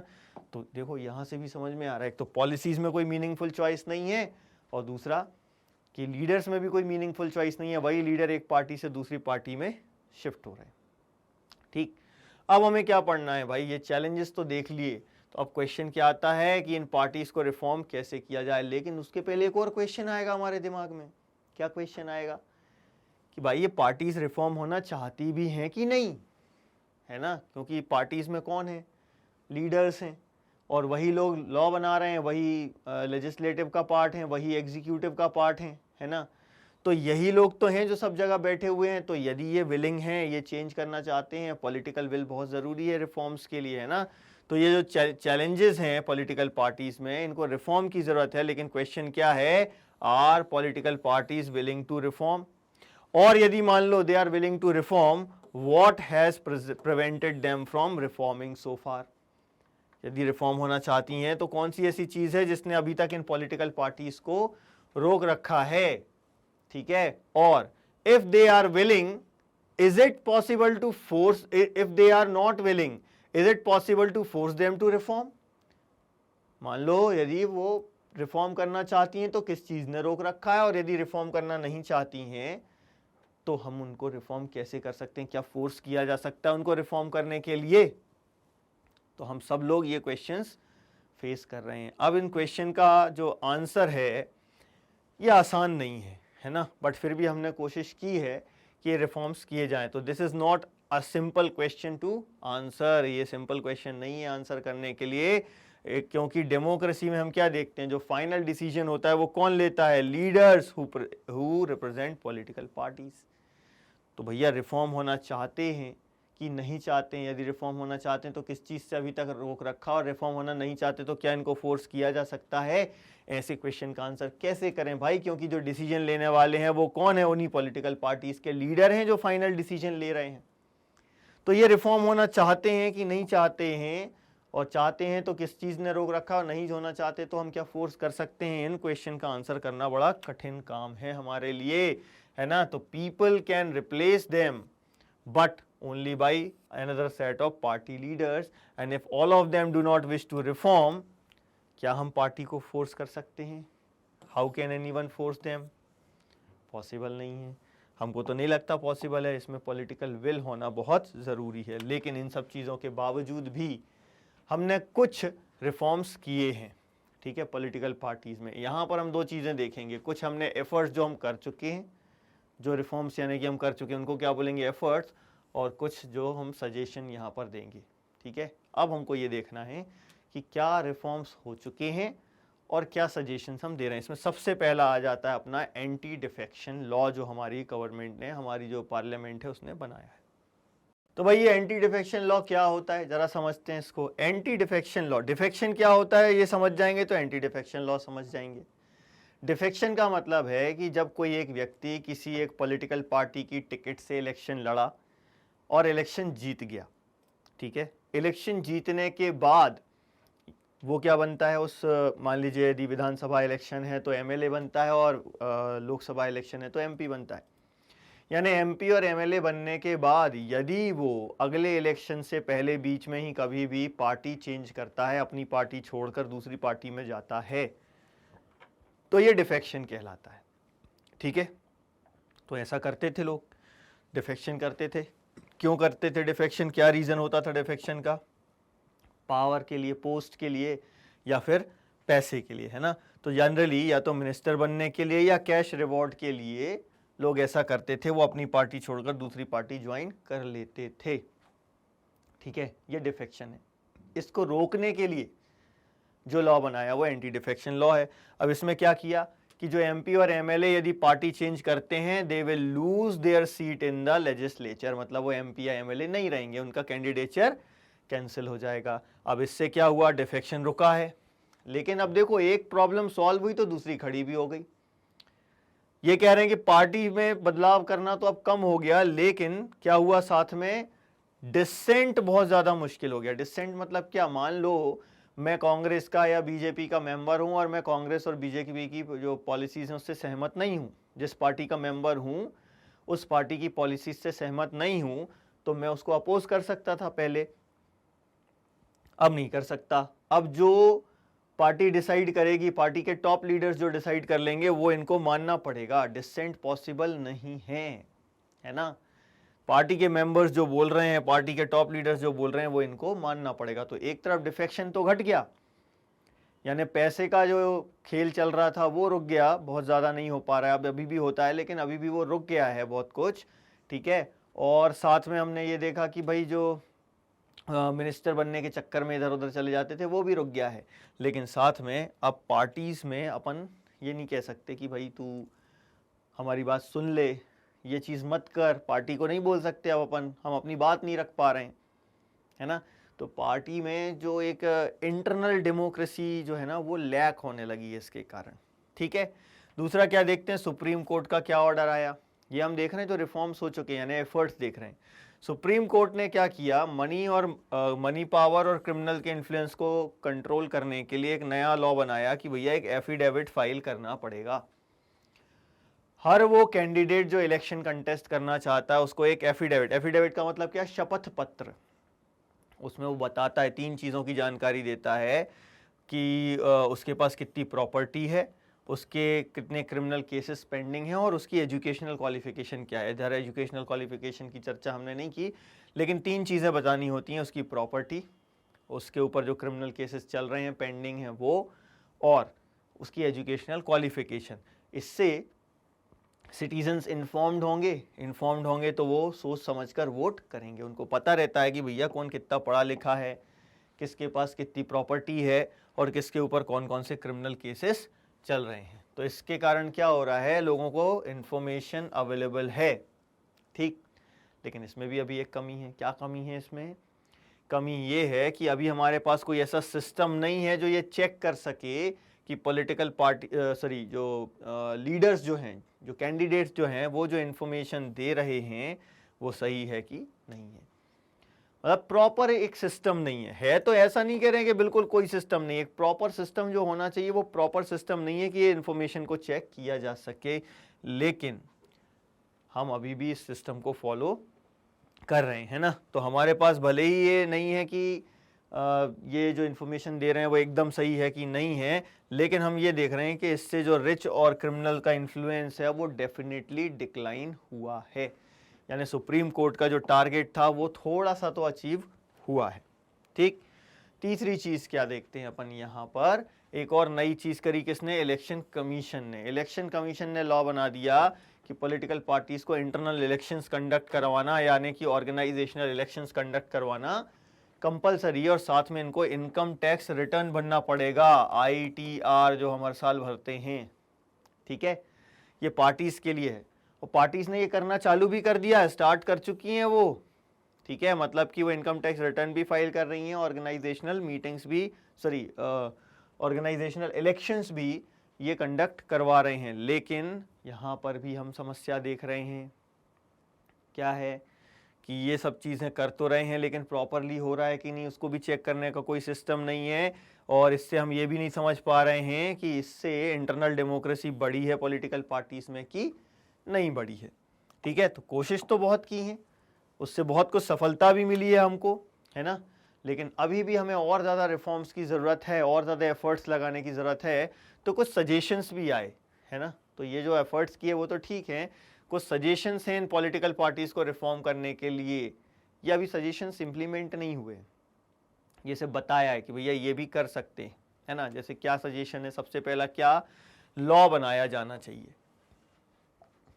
किस चीज़ के लिए लॉ बनाया जाना चाहिए, पार्टी के जो इंटरनल अफेयर्स होते हैं, तो लैक ऑफ इंटरनल डेमोक्रेसी है ना, कि ऑर्गेनाइजेशनल मीटिंग्स नहीं कर रहे हैं, मेंबर्स का रजिस्टर मेंटेन नहीं कर रहे हैं, ठीक है, और जो लीडर्स हैं वो टॉप लीडर्स के पास ही सारी पावर आ जा रही है ना, ये सारी चीज़ें ये कर रहे हैं ना। तो ये कह रहे हैं इंटरनल अफेयर्स को कंट्रोल करने के लिए लॉ बना देना चाहिए। इससे क्या होगा, पार्टी में मेंबर्स का रजिस्टर मेंटेन करो, इसके लिए लॉ बना दो, ITR फाइल करो, इसके लिए मेंबर्स का रजिस्टर मेंटेन करो, इसके लिए लॉ बना दो, इंटरनल इलेक्शंस कंडक्ट करवाओ, इसके लिए लॉ बना दो, ठीक है। और यदि डिस्प्यूट्स राइज हो रहे हैं तो डिस्प्यूट्स रिजॉल्व करने के लिए पार्टी का खुद का एक ट्राइब्यूनल जैसा एक बना लो। इस तरीके के सजेशन आए। तो ये क्या कह रहे हैं, कंपलसरी कर देना चाहिए to maintain register of the members, एक चीज़ ये, to follow its own constitution, हर एक पार्टी का खुद का कॉन्स्टिट्यूशन होता है, तो क्या करना चाहिए, हर एक पार्टी को अपना कॉन्स्टिट्यूशन फॉलो कर लेना चाहिए, ठीक है। और have an independent authority to act as a जज इन केस ऑफ डिस्प्यूट, ठीक है, एक अथॉरिटी होनी चाहिए डिस्प्यूट के केसेस में उन प्रॉब्लम्स को सॉल्व करने के लिए, and open elections to the highest post. इन सब चीज़ों के लिए ये कह रहे हैं अलग से ही लॉ बना दो, है ना। हालांकि इसमें कॉशियस रहना पड़ेगा, इसके बारे में हम अभी समझेंगे। तो पहला हमें सजेशन मिल गया। दूसरा सजेशन क्या आया कि it should be made mandatory for political parties to reserve seats for women. मतलब जो टिकट्स दे रहे हैं ना कि भैया कौन इलेक्शन लड़ेगा उस पार्टी से, तो वो टिकट्स जो होती है ना वो रिजर्व कर दें। ये कह रहे हैं कि जो 1/3 टिकट्स हैं पार्टी की, they should be reserve for women. और ये सिर्फ इलेक्शन कंटेस्ट करने में नहीं बोल रहे, ये कह रहे हैं जो पार्टी में डिसीजन मेकिंग अथॉरिटी होती है ना, डिसीजन मेकिंग जो बॉडीज होती हैं, इसमें भी वुमेन के लिए सीट्स रिजर्व की जानी चाहिए, है ना। तो दो जगह कह रहे हैं, एक क्या टिकट्स में कि मिनिमम नंबर ऑफ टिकट्स जो हैं वो फिक्स होना चाहिए कि ये वुमेन के लिए रहेंगी। सजेशन कितने का दिया है, 1/3 का ये सजेशन है। और साथ में ये कह रहे हैं कि जो डिसीजन मेकिंग बॉडीज़ होती हैं पॉलिटिकल पार्टीज़ की, उसमें भी वुमेन के लिए सीट्स रिजर्व होनी चाहिए, ठीक है, ये भी सजेशन है। तीसरा सजेशन क्या आया, स्टेट फंडिंग ऑफ इलेक्शन, है ना। बहुत सारे लोग जो है ना वो कंफ्यूज हो जाते हैं कई बार यहाँ पर सुनकर कि सरकार पैसा देती है, सरकार नहीं देती है। सजेशन आया है कि इलेक्शन में जो पैसा खर्चा होता है वो सरकार दे, गवर्नमेंट पे करे, गवर्नमेंट पार्टीज को सपोर्ट करे पैसा सप्लाई करके। लेकिन कैसे करे, एक्सपेंसेस यदि गवर्नमेंट देने लगेगी तो हर कोई इलेक्शन में खड़ा होने लगेगा। तो यहाँ पर आया कि भैया आप या तो काइंड में दे दो, पेट्रोल पेपर या टेलीफोन का बिल वगैरह एक्सेट्रा ये पे कर दो, है ना, या फिर पैसा दे दो इस बेसिस पर कि पिछले इलेक्शन में उस पार्टी ने कितने % वोट गेन करे थे, है ना। Should be given cash on the basis of votes secured by the party in the last election, ठीक, ये सजेशन है। अब ऐसा करने से क्या होगा, करप्शन कम होगा, ऐसा मानना है। क्योंकि देखो इलेक्शन में बहुत पैसा खर्चा होता है, सरकार भी कर रही है, कंडक्ट कराने के लिए सरकार भी पैसा खर्चा कर रही है, और कैंपेन्स में पार्टीज भी खर्चा कर रही हैं, तो बहुत पैसा खर्चा होता है, ठीक है। तो ये कहना है लोगों का, यदि गवर्नमेंट फंड्स प्रोवाइड करे इलेक्शंस के लिए, पार्टीज को सपोर्ट करे, तो भी इन पॉलिटिकल पार्टीज में रिफॉर्म्स हो सकते हैं। लेकिन ये रिफॉर्म्स अभी इम्प्लीमेंट नहीं किए गए हैं। These suggestions have not been accepted by political parties. अभी ये रिफॉर्म्स जो हैं वो एक्सेप्ट नहीं करे हैं। यदि एक्सेप्ट कर लेंगे तो डेफिनेटली कुछ इम्प्रूवमेंट होने की चांसेस हैं, ठीक है। लेकिन याद रखना है, जैसे मैंने कहा था, लीगल सॉल्यूशन पर बहुत ज़्यादा हम फोकस नहीं कर सकते, क्योंकि ओवर रेगुलेशन से क्या होता है, पार्टीज जो होती हैं ना वो कुछ ना कुछ गलत रास्ता ढूंढ लेंगी चीटिंग करने का, है ना। तो इसके कारण क्या होगा, parties will find ways to cheat the law, and political parties will not agree to pass a law that they do not like. जब तक उनको पसंद नहीं आएगा वो उसको पास भी नहीं करेंगी। क्लियर है ये? तो अपन को ध्यान रखना है, ओवर रेगुलेशन से बचना है। यदि ज़रूरत से ज़्यादा रेगुलेट कर दिया, हर चीज़ के लिए लॉ बना दोगे, हर चीज़ पर रिस्ट्रिक्शंस लगाने लगोगे, तो वो उसमें लूप होल सर्च करके सरकार को और कानून को बेवकूफ़ बनाने का रास्ता ढूंढ ही लेंगी। ठीक है, एक तो ये तरीका हो गया रिफॉर्म्स करने का। तो हमने 3 एफर्ट देख लिए, 3 सजेशन देख लिए। अब हमें कुछ 2 रास्ते और देखने हैं जिससे कि पार्टीज को रिफॉर्म किया जा सकता है। और वो 2 रास्ते क्या हैं? उसमें लोग इन्वॉल्व हैं ना। 2 मोर अदर वेज क्या हैं? पहला तरीका ये है कि लोग पार्टीज को प्रेशराइज करें। People can put pressure on political parties. कैसे प्रेशर बना सकती हैं? पिटीशंस फाइल करके, पब्लिसिटी करके, या एजिटेशंस करके। अब प्रेशर कैसे बनाएंगी? यदि पॉलिटिकल पार्टी को लगता है कि यदि उन्होंने लोगों की बात नहीं मानी तो उनका सपोर्ट खत्म हो सकता है, then they will be more serious towards those reforms.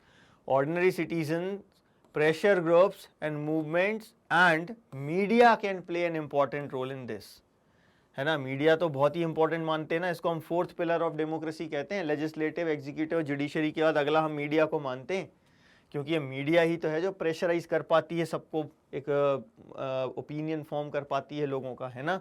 तो पॉलिटिकल पार्टीज के बारे में हम क्या कह रहे हैं कि political parties feel that they would lose public support bye not taking up the reform, they would be become more serious about these reforms. समझ गए? तो पहला तरीका जो लोग कर सकते हैं, पार्टीज पर प्रेशर बनाकर। दूसरा तरीका क्या? जो लोग ये रिफॉर्म्स चाहते हैं वो खुद पॉलिटिकल पार्टीज ज्वाइन कर लें भाई। दूसरा तरीका क्या है? Parties can improve if those who want these changes join political parties. तब भी रिफॉर्म्स किए जा सकते हैं। तो यहां पर हमें क्लियर हो गया कि इसमें पब्लिक का रोल भी बहुत ज्यादा इंपॉर्टेंट है। ठीक है, तो इतना समझ में आ गया। एक स्टेटमेंट यहां हमें मिल गया, the quality of democracy depends on the degree of public participation. ठीक है, जितना ज़्यादा पब्लिक पार्टिसिपेशन होगा उतना ज़्यादा हमारी डेमोक्रेसी इंप्रूव होगी। यदि ऑर्डिनरी सिटीजन पार्टिसिपेट ही नहीं कर रहा है तो डेफिनेटली हम डेमोक्रेसी को इंप्रूव नहीं कर पाएंगे। It is difficult to reform politics if ordinary citizen do not take part in it, simply criticise it from outside, है ना। ये वही बात हो गई, बोले नाली गंदी है, नाली गंदी है, सब बोल रहे हैं, लेकिन नाली में उतर के उसको कोई साफ नहीं करना चाहता। तो वैसे लोग बोलते हैं पॉलिटिक्स ज्वाइन नहीं करना, लेकिन पॉलिटिक्स को क्रिटिसाइज करना है। पॉलिटिक्स ज्वाइन क्यों नहीं करना? पॉलिटिक्स बोले गंदी नाली है ना। तो भैया जब तक उस गंदी नाली में उतर के उसको साफ नहीं करोगे, वो साफ होगी कैसी? तो जो लोग रिफॉर्म्स चाहते हैं उनको पॉलिटिक्स ज्वाइन करना चाहिए, उनको पॉलिटिकल पार्टीज ज्वाइन करना चाहिए और इन प्रॉब्लम्स को सॉल्व करना चाहिए। तो ये जो बैड पॉलिटिक्स है इसको सिर्फ कैसे सुधारा जा सकता है? बेटर पॉलिटिक्स के द्वारा ही सुधारा जा सकता है, और कोई रास्ता नहीं है। और इसमें पब्लिक पार्टिसिपेशन बहुत ही इंपॉर्टेंट रोल प्ले करता है। ठीक है, तो हमारा ये चैप्टर यहाँ पर कंप्लीट हुआ। होप कि आपके एग्जाम में ये बहुत काम आएगा। ठीक है, तो हमारा ये वीडियो आपको कैसा लगा हमें हमारे कमेंट सेक्शन में आकर ज़रूर बताएं। कोई भी डाउट है इस वीडियो से, इस चैप्टर से रिलेटेड, तो आप कमेंट सेक्शन में पूछ सकते हैं, उसका जवाब हम आपको देंगे।